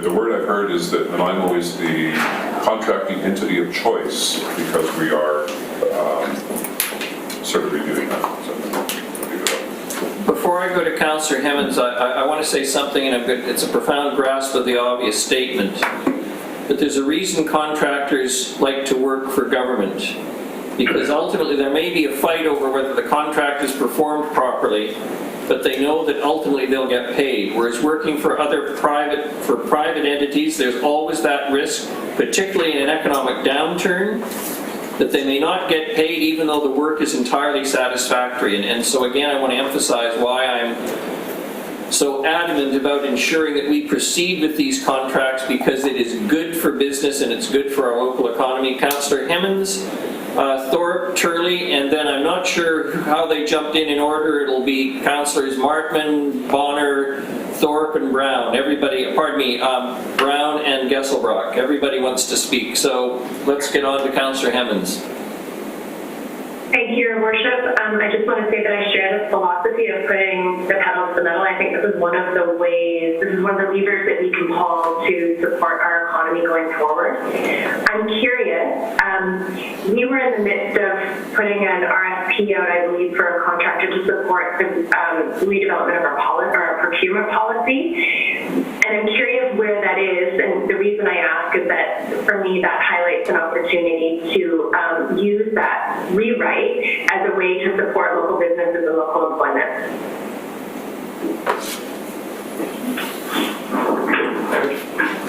Ms. Leggett. Through your worship to Councillor Hemmons, we have not paused that particular initiative, and we would view the opportunity for local businesses favorably, following all regulatory guidelines around making sure that it is a fair RFP process. So a follow-up then, we were scheduled to have a sit-down for council to define what priorities we want to focus on with that new procurement. Do we have a date on that if this isn't stalled out? Through your worship to Councillor Hemmons, right now it would be later in May, and we had a more expedient plan with this scenario. It's thrown us a little bit off our game because we were going to do one-on-ones and then a facilitated workshop, so we're going to have to re-envision that with respect to using the digital technologies, but we intend to move forward. Specifically, our line of questioning will entail a lot of the social procurement aspects, which was the predominant ask originally. And then the buy local is something that we absolutely have to address and see what mechanisms we have there within the framework, regulatory framework of the fair and competitiveness of all the bids coming in. Thank you. Thank you. Councillor Thorpe. Thank you, Your Worship. Through you, thank you, Mr. Sims. I certainly, for one, endorse your approach on this, and I also support the Mayor's comments and others that have suggested that we need to continue to show that the city is open for business and is proceeding with business and moving projects ahead to the best of our ability. And it makes sense that we prioritize the critical ones first, then the important ones, and hopefully do the strategic ones as well. My question, though, Mr. Sims, is I would assume, and there has to be a degree of flexibility in your planning for emergent issues, and I'm thinking of Bowen Road, and how much leeway do we give ourselves to deal with other projects that might come along and suddenly become critical? Sorry, Your Worship, just missed the last part of the question, Councillor Thorpe. Sorry, Mr. Sims. It's just regarding the extent of our flexibility to deal with new emergent issues that come forward, such as the Bowen Road water main issue. It's an excellent question, Your Worship. To Councillor Thorpe's point, I think a lot of the emergent projects or emergent conditions that occur similar to Bowen Road they're just responded to. We just drop everything and respond to that sort of thing. And that's typically operations stuff, so that would be the water operators and sewer operators that responded to that one. Our construction crew, the project managers, are the ones that manage the ongoing capital program. If there was, let's say, a larger project that arose out of Bowen Road, then we would certainly be back in council in front of council to move funding around, and then we'd plan for that. In fact, with that particular project, I can advise council that we are looking at in the next 2 or 3 years doing some major reworks to our capital program to address that particular issue. I hope that answers your question. Yes, it does. Thank you very much. Councillor Turley. Thank you, Your Worship. So I have a couple of questions with regard to the projects listed under the, refer to them as important but non-essential. Vanessa Halliburton, LED Street Lighting, Metro Drive, and Front Street. I wouldn't mind at some point prior to the next meeting getting a list of what the amount of the projects are and whether they're coming from reserves or borrowing. I know I should know that, and if you don't have time to look it up, I'll go back to my records to find it myself. The other question I have is to do with Metro Drive and Front Street. I think I heard you say, Mr. Sims, that grants have been applied for, but approval is not yet being received. Is that correct, or did I hear wrong? Your Worship, that's correct. That's correct. And do we know... Ms. Mercer has a response as well, Councillor Turley. Just hang on. Okay. Through your worship, the grants that were applied for Metro Drive Complete Street was $500,000, and for the Front Street cycle track, it was $241,866. Those were the grants that were applied for those two projects. Okay, so the grant for Metro Drive then, if we get it, I know it's nice to have, but it's not, in my opinion, something that, if we don't get it, it's not the end of the world based on the total cost of the project. Is that a fair statement? She mentioned how much the project is. Yeah, the project overall, Your Worship, is about estimated between $11 and $12 million for both phases. $500,000 is a significant amount against that project. Okay, sorry, I thought it was more than that, so, good. Even in my house, $500,000's a lot of money, Councillor Turley. That's mine too. Okay, so, let I know here, I'll just right, so with regard to, for example, the one for the Front Street cycle track, if it's not completed by the fall of this year, then the grant is not there. Is there opportunity for applying for an extension on these grants? But we actually don't know at this point in time. I think I heard you say that we don't know if we're receiving the grant. Your Worship, that's correct. So I believe it's in the report. So the grant requirement is, if the project is under $1 million, the project needs to be finished by March of 21. We expect to hear whether we were successful in the application by the end of May. What we have heard is that they intend to continue with the grant program as it was originally set out. So if we deferred Front Street as an example, it might put us in jeopardy of being able to complete by March of 21. But I think, so that puts the grant funding in jeopardy, but I think that's something, the decision of which can evolve over the next couple of months. Thank you. Councillor Martin, had you had your hand up earlier? Did you want to have a question? I did, Yes, thank you. and actually mine was around grants as well, so my questions have been answered. Excellent. I'm just going to go in this order with the 3 remaining hands. Councillor Bonner. Thank you, Your Worship. I'd like to echo Councillor Hammond's comments regarding social procurement. I think that is a tool in our chest that we really need to work on so that we can come out of this economic crisis that will be upon us very soon. I would like to see that done sooner than later. I do have a question, if I may, to Mr. Sims, and it's regarding your comments of extending some of these programs from 4 to 5 years. I was kind of hoping that we would be shortening our programs from 4 to 3 years so that we would be spending more money locally in our local economy. We are one of the largest buyers of products in this city. So I was wondering if that is a possibility that we could actually move some of these projects forward. I think it's an excellent question and an excellent consideration. There's a number of factors at play when we consider our ability to build up the capital project. One of them is our own city's capacity to be able to stuff that many projects into the marketplace's ability to respond.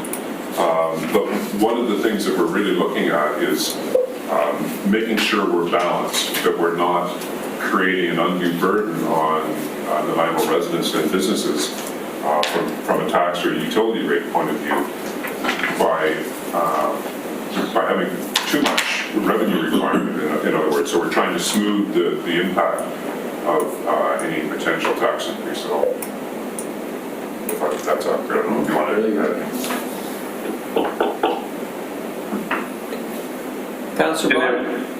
Yeah, if I may, one other question, and it's just a minor one, regarding the possibility of delaying or moving back some of these projects. I noticed that the Maffeo Sutton Park Playground and Rotary project aren't on the list. Are they already well in the works? I quite like both programs. I just don't see them on the list at all. They are, the Rotary project is underway. There was a nice picture circulated by Dave Hammond, I think yesterday, with the equipment down there. Oh, excellent. Thank you. Councillor Brown. Thank you, Your Worship. I think I might have turned up my mic, so I hope it's working. Yes, you sound much clearer. Thank you. Excellent. I just wanted to echo your comments. I think there's great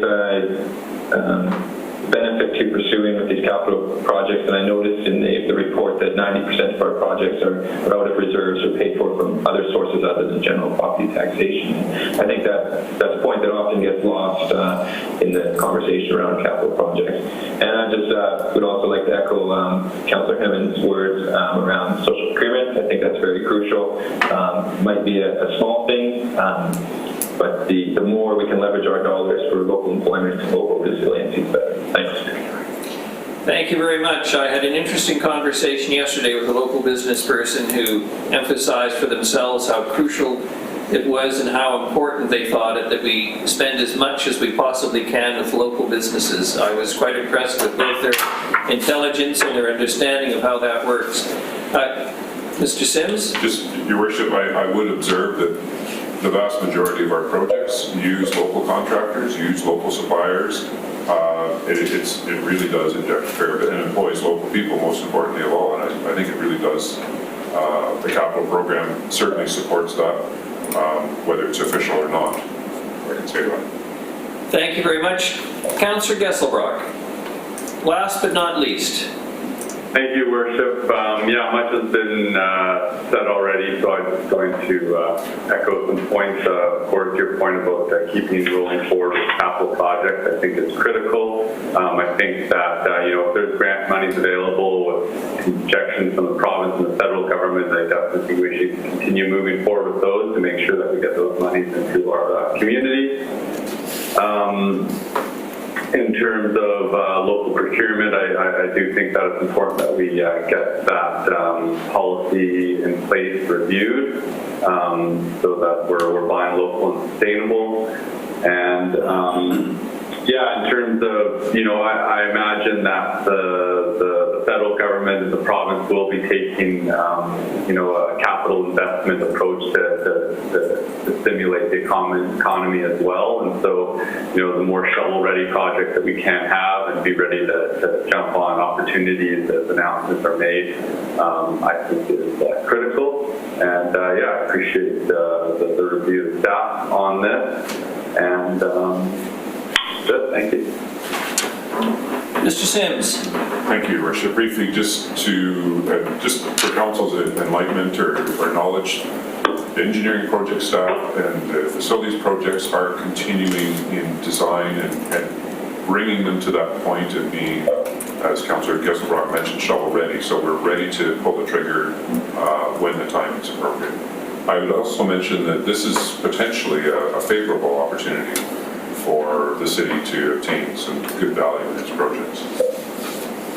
Anyway, sorry, just to add on that shovel readiness, I did hear from some conversations, I think folks at CM or that, but that there was, the federal government was looking at a capital project investment and having money towards helping municipalities with that. So keep an eye out for that as it comes. I want to thank Mr. Sims and Ms. Legan and under Mr. Rudolph's leadership and everyone else who's been involved in this discussion this morning. But Ms. Mercer's got her hand up. Sorry, I just wanted to, before we move on to other things, we have an update for the tax deferral update. Please. So for 2019, we received about $5.5 million through deferral program, which is about 3% of the total taxes we collect. So that's 3% of the total taxes, but of course that doesn't translate into 3% of the population. That will include people of various, how shall I say, having different values in their homes. Yeah. I must tell you, my experience was it was always my wealthier clients who took advantage of the tax deferral program because it was cheap money and they'd invest the rest and make money on that. But hopefully income tax picked up on that. I want to, before we move off these topics, I just want to say to Council how much I appreciate as mayor and how much I think staff and this city appreciates the unanimity around both local purchase and social procurement, but also the willingness of council to continue with capital projects as we face these challenging times. As the virus and its impact will diminish as it will over time. The economic impact is going to take probably a lot longer to work its way through our system. So it's really important that we be together on this and move forward. So I just want to express my thanks to Council again. All right, if there's nothing else arising from that, we're not looking for a motion on that. We have no bylaws to deal with this morning, Ms. Gurry, and no notices of motion. We're on to other business. And the first is item 12A, correspondence from the Association of Anton and Coastal Communities, the ICC. Basically, as we are all aware, and this matter was deferred quite appropriately from the previous council meeting until we had the financial report from Ms. Legan. But they are anxious and need an answer quickly as to whether or not we are prepared to host, along with the regional district, the ABICC convention in 2021, and I would hope we are.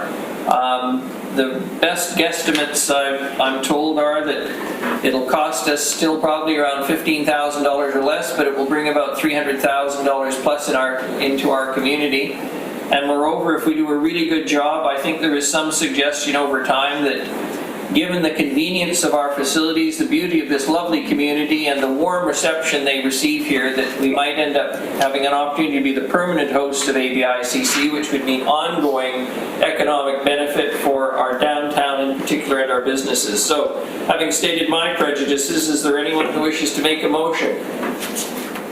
Councillor Armstrong. Yes, I want to make the motion that we host the conference. Seconded, Councillor Martman. Councillor Turley, you've got your hand up. Yes, we do. Just a question of clarification. When we look at the cost of $15,000, is that net of what, is that the actual expense for the conference itself, or is it net of the cost of councillors going to the conference in another community, i.e. travel and hotel rooms? That is the cost to the city for our contribution to the convention. That's out of our pocket, but you're quite right. The advantage of having it here is the citizens of Nanaimo don't have to pay to send us to Powell River or Tofino or Port Hardy or wherever. Councillor Thorpe. Thank you, Your Worship. I'll certainly support the... Sorry, I will certainly support the motion. Just to clarify, the regional district has yet to confirm that they are interested in co-hosting with the city. They've been waiting for the city's decision first. I hesitate to guess where that will go, but it will come to the next regional district board, and I am assuming through this motion that the city would be willing to co-host again with the regional district. Could we just clarify that, please? Absolutely, I think that's understood. Great, thank you. No further discussion. All those in favor, raise your hands. Any opposed? None. Thank you very much. The next is item 12B. Councillors Bonner and Hemmons, please. Thank you, Your Worship. It looks like we were added to the addendum of this meeting. I found out yesterday I would be making a presentation on our meeting we had earlier this week, the Health and Housing Task Force. So, and I don't have the minutes yet, so I'm going to go in from memory here. So basically, we did meet. It was a good meeting. We had, I believe, 13 members of the task force were there at the meeting, including staff. And in addition to staff, and we did receive an update from staff on the work that they were doing in terms of reaching out with BC Housing and Island Health, and also with the agencies in the city. We did get an update from BC Housing regarding the work that they're doing. I noticed in our email today that we have an update from Mr. Lindsay regarding some of the work that the city staff is working with, and how BC Housing and Island Health are dealing with this crisis. In addition to that, we also set up a sub-working group who are going to be looking at the immediate food security needs as per our motion from council. And the rules on that is they can't have more than 5 members of the task force together at a meeting at any given time. And many of the members of the task force offer their expertise as consultants to that group. They will be coming forward with a plan to the Health and Housing Task Force, and we will flesh it out from there and then present it to council.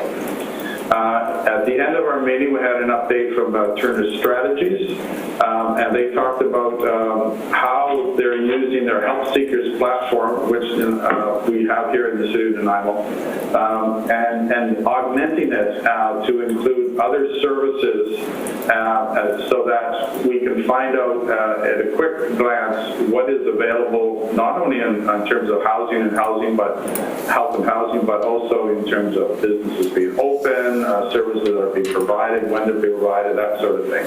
So, and in addition, they also talked, Dr. Turner also talked about how they plan on continuing on with the work that they've been contracted to do in the position that we are now, including reaching out to some of the discussion groups that they weren't able to continue that were canceled a couple of weeks ago. And I do believe Councillor Hemmons has something that she'd like to add as well. Thank you, Councillor Bonner. Councillor Hemmons. Thank you, Your Worship, and thank you, Don, for that update. I just want to say that I'm really grateful to Council for both reinstituting the task force as well as giving us that direction on the food security piece. I think those are vital going forward as we're looking at health and housing overall. I do want to flag that I still think we're operating from a sharing information place rather than a strategically moving together place. It's not a great concern at this moment, but it's something I'm definitely having a lot of conversations with Dawn about. I think the task force was really an opportunity for us to step outside of our typical, I hate the word silos, but that's what often gets used. And we are in the midst of a crisis, and we have some strategic decision makers at that table, and I would like to see us use that table to the best of its ability, to its best effect for the community. So good stuff going on. The work with Turner Strategies is carrying on, and I'm really grateful for the efforts that staff has been putting in to date, which have been enormous. However, I think there are some yet to be realized strategic moves that Dawn and I are discussing and thinking about how to put forward. So I just want to flag that for everyone. Thank you. There has been discussion and suggestion that it would be appropriate to invite the MLAs who represent various portions of the Nanaimo to be added to the task force.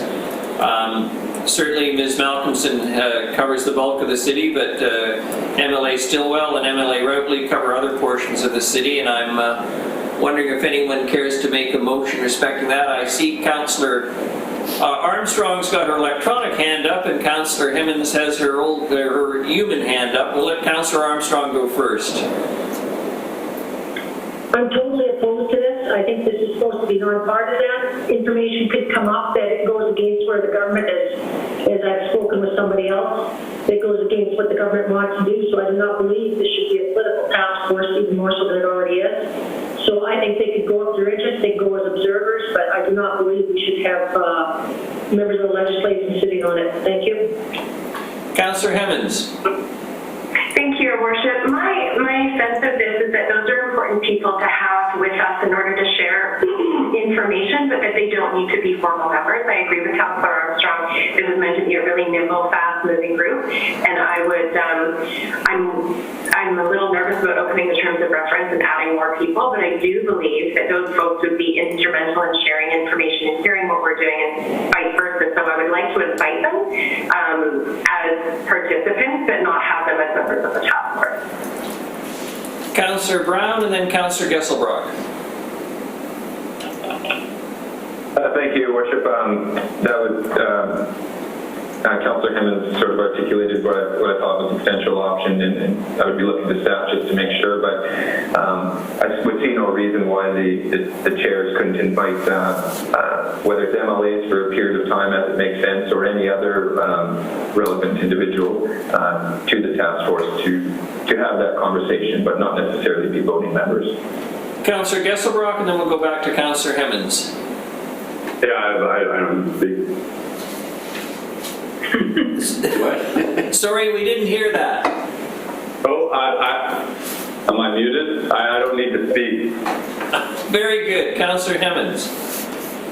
Thank you. I just want to acknowledge that this did come as an invite from the chairs. Speaking with Ms. Malcolmson, she wanted to attend, but she wasn't able to because of our challenges with the audio. So I think this is a good remedy to actually invite them into the room with us. I'm quite happy to proceed on that basis unless someone wants to make a motion that the chairs are running the task force, invite the MLAs to participate every time. If they choose to, wonderful. If they don't, they don't. But I think it's extremely useful. Notwithstanding what Councillor Armstrong has to say, I mean, it's not as if we're having secret meetings or doing something. I mean, essentially the task force is advocating for, and I hope using a big stick to beat the money out of the provincial government that will provide the solutions we need to address what is another aspect of an ongoing crisis now worsened by the pandemic. So if no one else has anything else to say on this topic, Councillor Turley. Thank you, Your Worship. That just came to my mind. So I believe there are provincial staff people as members of the task force. That's correct.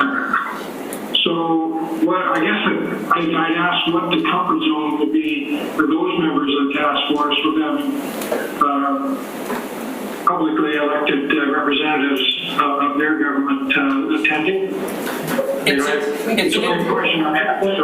an interesting question, but in fairness, Councillor Turley, right now, any member of the public is entitled to attend a meeting but not participate. Councillor Bonner. I think Your Worship, I was going to say the same thing. These meetings are streamed, so they are open to pretty well just about everybody that has access to the internet. So I think the idea that asking us participants is from a technical point of view, it makes the meeting go smoother if they can actually be a part and actually make comments. We have many members of the task force aren't voting members. Lieutenant Miller is one of them, and so are staff for that matter. So I just think in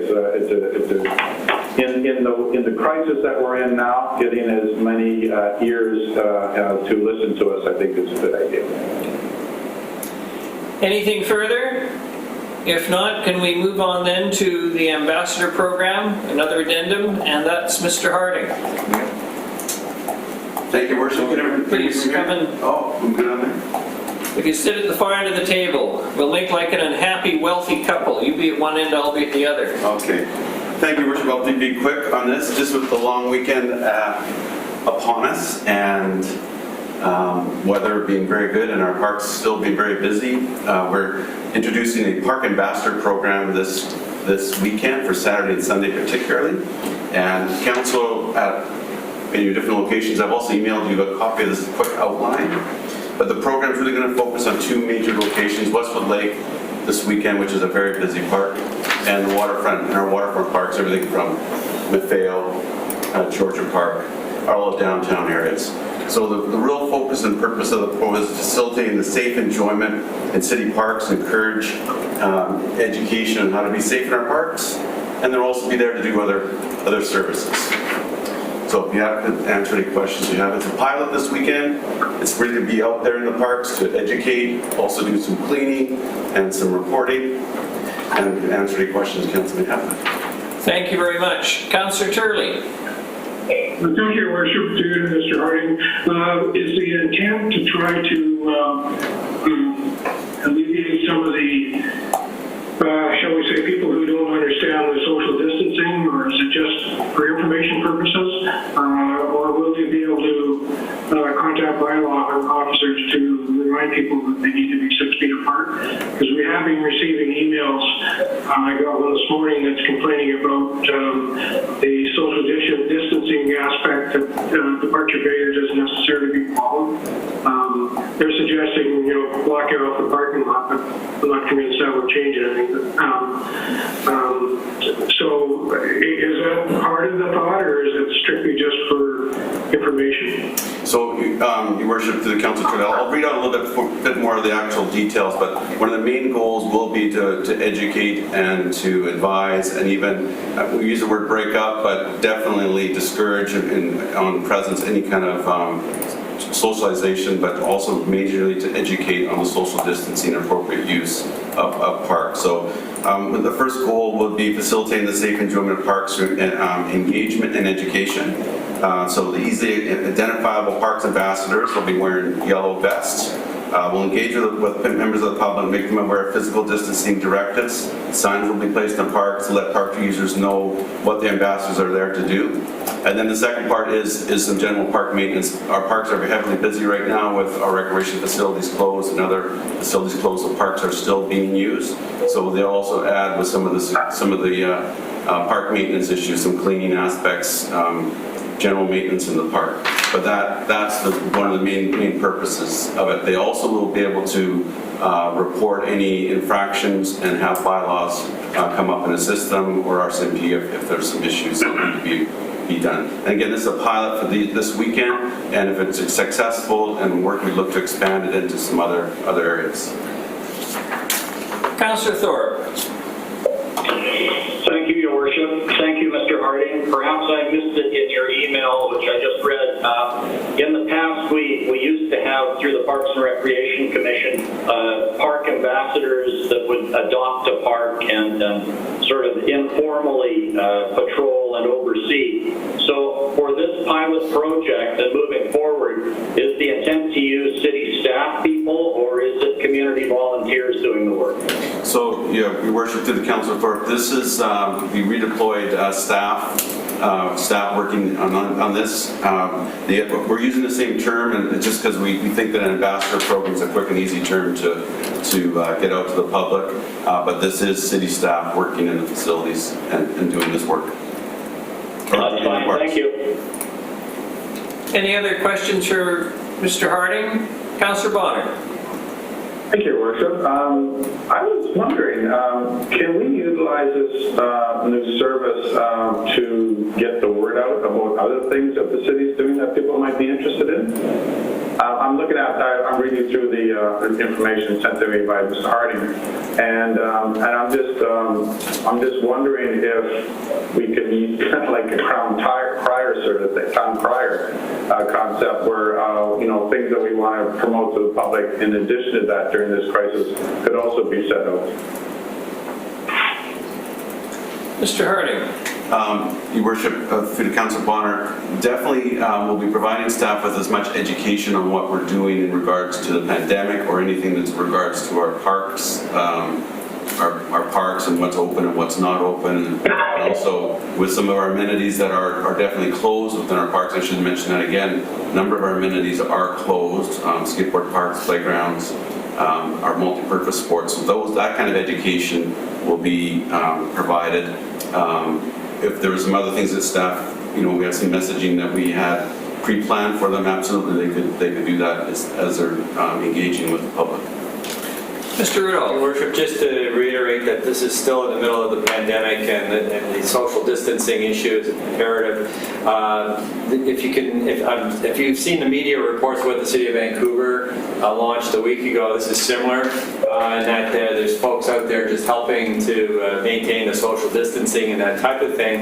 And this is one way of us avoiding some of the suggestions that we may have to close some of our municipal parks, which is like the provincial parks were closed yesterday. It's not our intent to do that, but this certainly enables us to maintain, address some of those concerns we've heard from some of the public in some of our busier parks. So this week is just the launch. It's primarily to deal with the social distancing and just be out there and show, fly that flag for the municipality. And as the summer ensues, we'll just see how it rolls out and expands. And certainly there is potential to expand the program into other areas. So we could certainly report back to you in the near future on this. But it's really launching, dealing with the social distancing and the gatherings in probably our most busiest parks, and this being a very busy weekend, which sounds like the weather will be fine. So that was our intent this weekend, and we'll try to roll it out even further in terms of its coverage if necessary,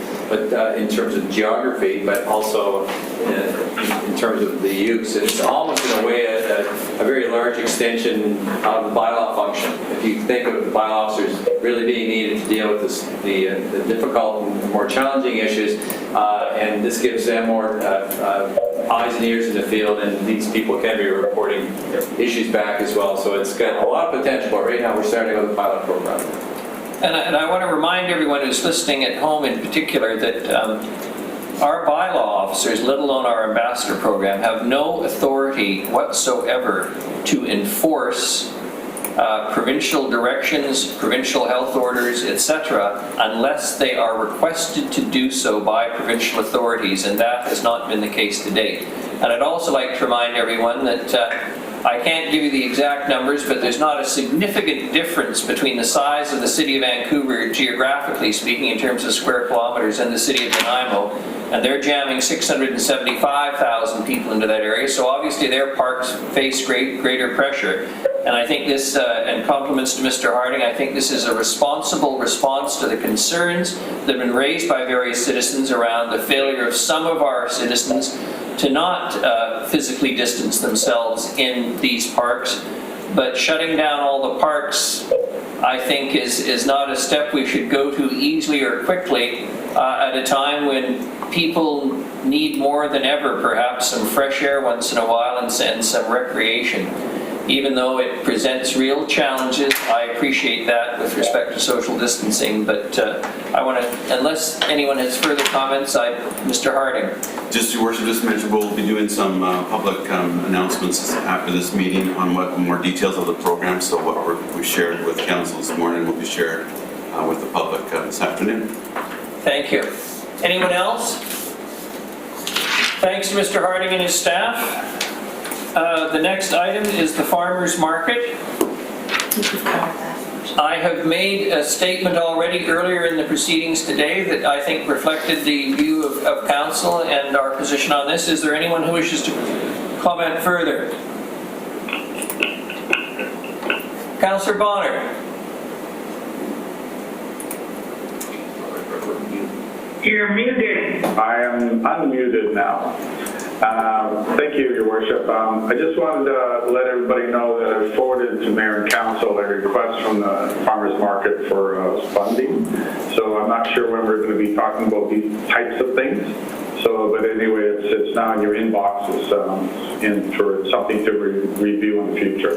Thank you. Councillor Turley and then Councillor Martman. Thank you, Your Worship. So I just want to clarify the reason for bringing this up. I'm hoping it's not that we direct city park staff to start producing seedlings and et cetera, because that's doomed for failure in my opinion.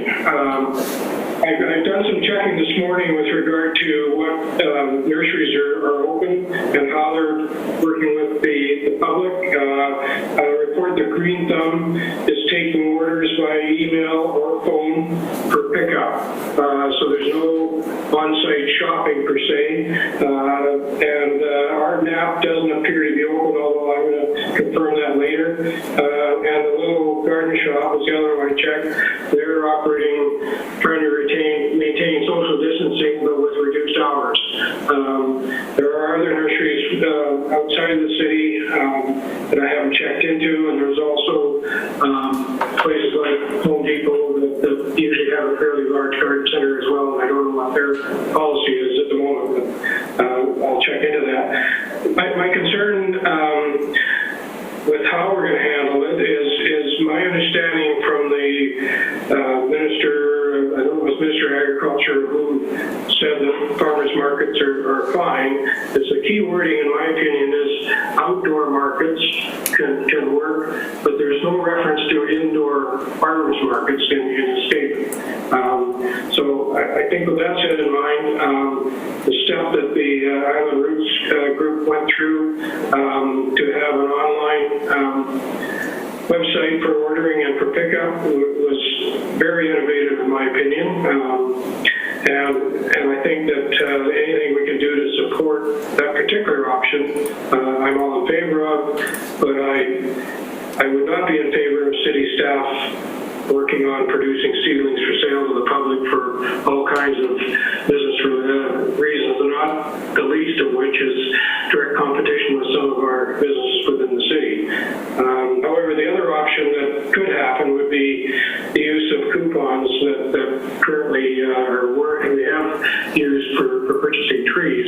Perhaps that's something if we decide we have funding to do that. But again, that's an unknown. So those are my concerns.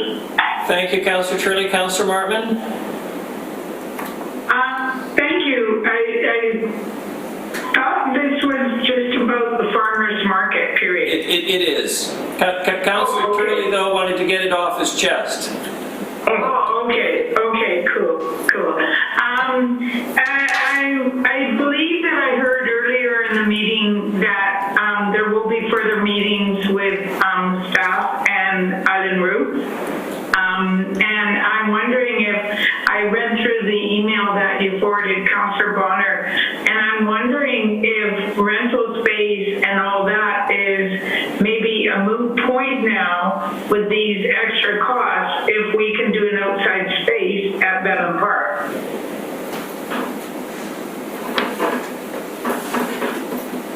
Your Worship, just to respond to that, for clarification purposes, staff of our organization were in communication with the farmers market officially 2 weeks ago, and had we'll wait for their official submission to us to actually actuate their farmers market and how they wish to do that. So that communication was established at least 2 weeks ago, and it was our understanding that they plan on proceeding probably in early May, and we'll certainly work collaboratively with the farmers market in any way we can to make that happen in a safe way. So we can certainly initiate another formal communication to the board or at your pleasure. So there's nothing stopping us from doing that, but we were advised that they're looking into it and they'll be getting back to us, was my understanding, and in an official capacity. And there might be individual opinions on the board or associated with that may also be combined with this, but we're certainly welcome to work with the farmers market at any time. And the guidance from the government is sufficiently nebulous that we'll find a way to make that work. But it is certainly the social distancing, the cap of 50, gatherings of 50 apply. It is deemed an essential service, and for certain types of products that are sold at the farmers market, and I think you're all aware of that. And certainly we all look forward to the opportunity for that to get relaunched in a safe way, as soon as the farmers market wishes to do that. Councillor Gesselbrock, did you raise your hand, or Councillor Gesselbrock? Yeah, I mean, just to reiterate, I think it's important that we're just clear on our end, our position, and it's clear that the provincial government has made it clear that we have outdoor farmers markets as long as they follow provincial regulation around physical distancing and hygiene, and that we're standing by as soon as the Island Roots Farmers Market reaches out to have support to set something up as they decide. Thank you very much. The next item, I think we had... There was an additional item of business license fees for food trucks. Yes, Councillor Armstrong was raising this. Yes, Councillor Armstrong? Yes, one of the things I was looking at for possibly another meeting, but just to want to raise the point, is that I have heard from various restaurants restaurants that are trying to stay afloat during this time and are running catering trucks or food trucks, so to speak. Some would be questionable if they did fall in the definition. But is there something we can do to help them out in this time frame? Like we're looking at, for the ones that don't have licenses, like $400 more. So I'm just looking at what we can do to maybe help ease the burden of some of these people, well, all food trucks actually, because you're not getting the people out like they used to. So I don't need an answer now, but I really would like to look at it. What are the consequences if we do it? What are the consequences if we don't? Thank you. Let me just give a very quick response to that before I go to the councillors. Councillor Armstrong, I've been thinking about that since you mentioned it early this morning, and my inclination would be that for anyone who's wishing to start the business, who wasn't already an existing restaurant in town, I'd be inclined to say charge the fee, but if it's an existing restaurant that's already paid fees and they wish to, how shall I say, alter their business model in order to survive, I think I would look personally quite sympathetically on that. Councillor Turley, I think, based on the screen, and then Councillor Gesselbrock.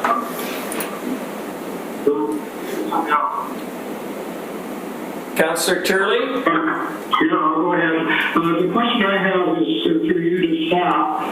The figure of $400 for a business license. My recollection, and perhaps I'm wrong, on the business license for most businesses is not near that. It's, if I recall, it's $150 or $175 a year. Has that changed? I'm going to let Mr. Lindsay answer.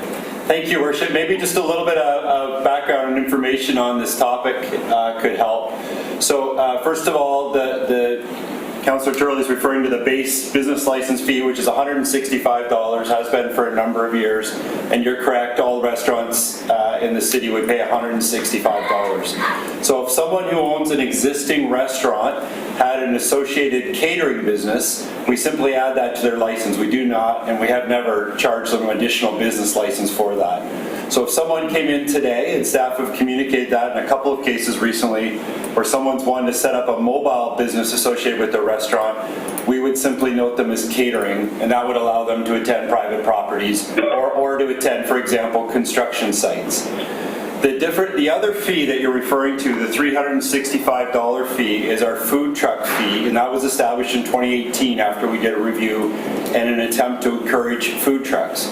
So what the food truck application fee allows is for a person to have a food truck to have unlimited access to designated food truck stalls in the downtown, so without paying for parking, and it allows for unlimited access to a number of our parks. So for example, Westwood Lake and Departure Bay. So we had a case recently where we had a business come in and they told us that they were catering, so we amended their license, did not charge them an additional fee, with the understanding that they were going to be operating as a catering business. We later found that business operating down at Departure Bay in one of the designated food truck positions, and we and staff indicated to them, if you want to operate in one of these locations, the additional $365 fee is required. So that's how staff have been operating to date. I would note that we have currently 3 food truck licenses that have paid their license and are operating in the city and taking advantage of those locations. And normally what we would see is an uptake as we head towards the summer and fall, where the last couple of years we've had about 10 businesses operating. Councillor Gesselbrock. So I lowered my hand, thank you. All right. Any further questions on this? Thank you, Mr. Lindsay, for giving everyone the background and information. It's why a fine example of why staff reports are always useful. If there are no other matters under the other... Sorry, Councillor Bonner, dearly missed you. Thank you, Worship. You actually missed me on the previous item. I was wanting to speak regarding the farmers market, and I don't wish to be the dead turnip here, but I think what's happened recently is clear indication of how fragile some of our food system is in this part of the world, and I think it's really incumbent on us to realize that and move forward with some really strong policies and plans on how to strengthen our food security in this area. Thank you. Thank you. If there's no further discussion under other business, a motion for adjournment is appropriate. Moved Councillor Brown, seconded Councillor Martman. All those in favor? Opposed? Motion carries. Thank you very much, everyone, and happy Easter. Happy Easter!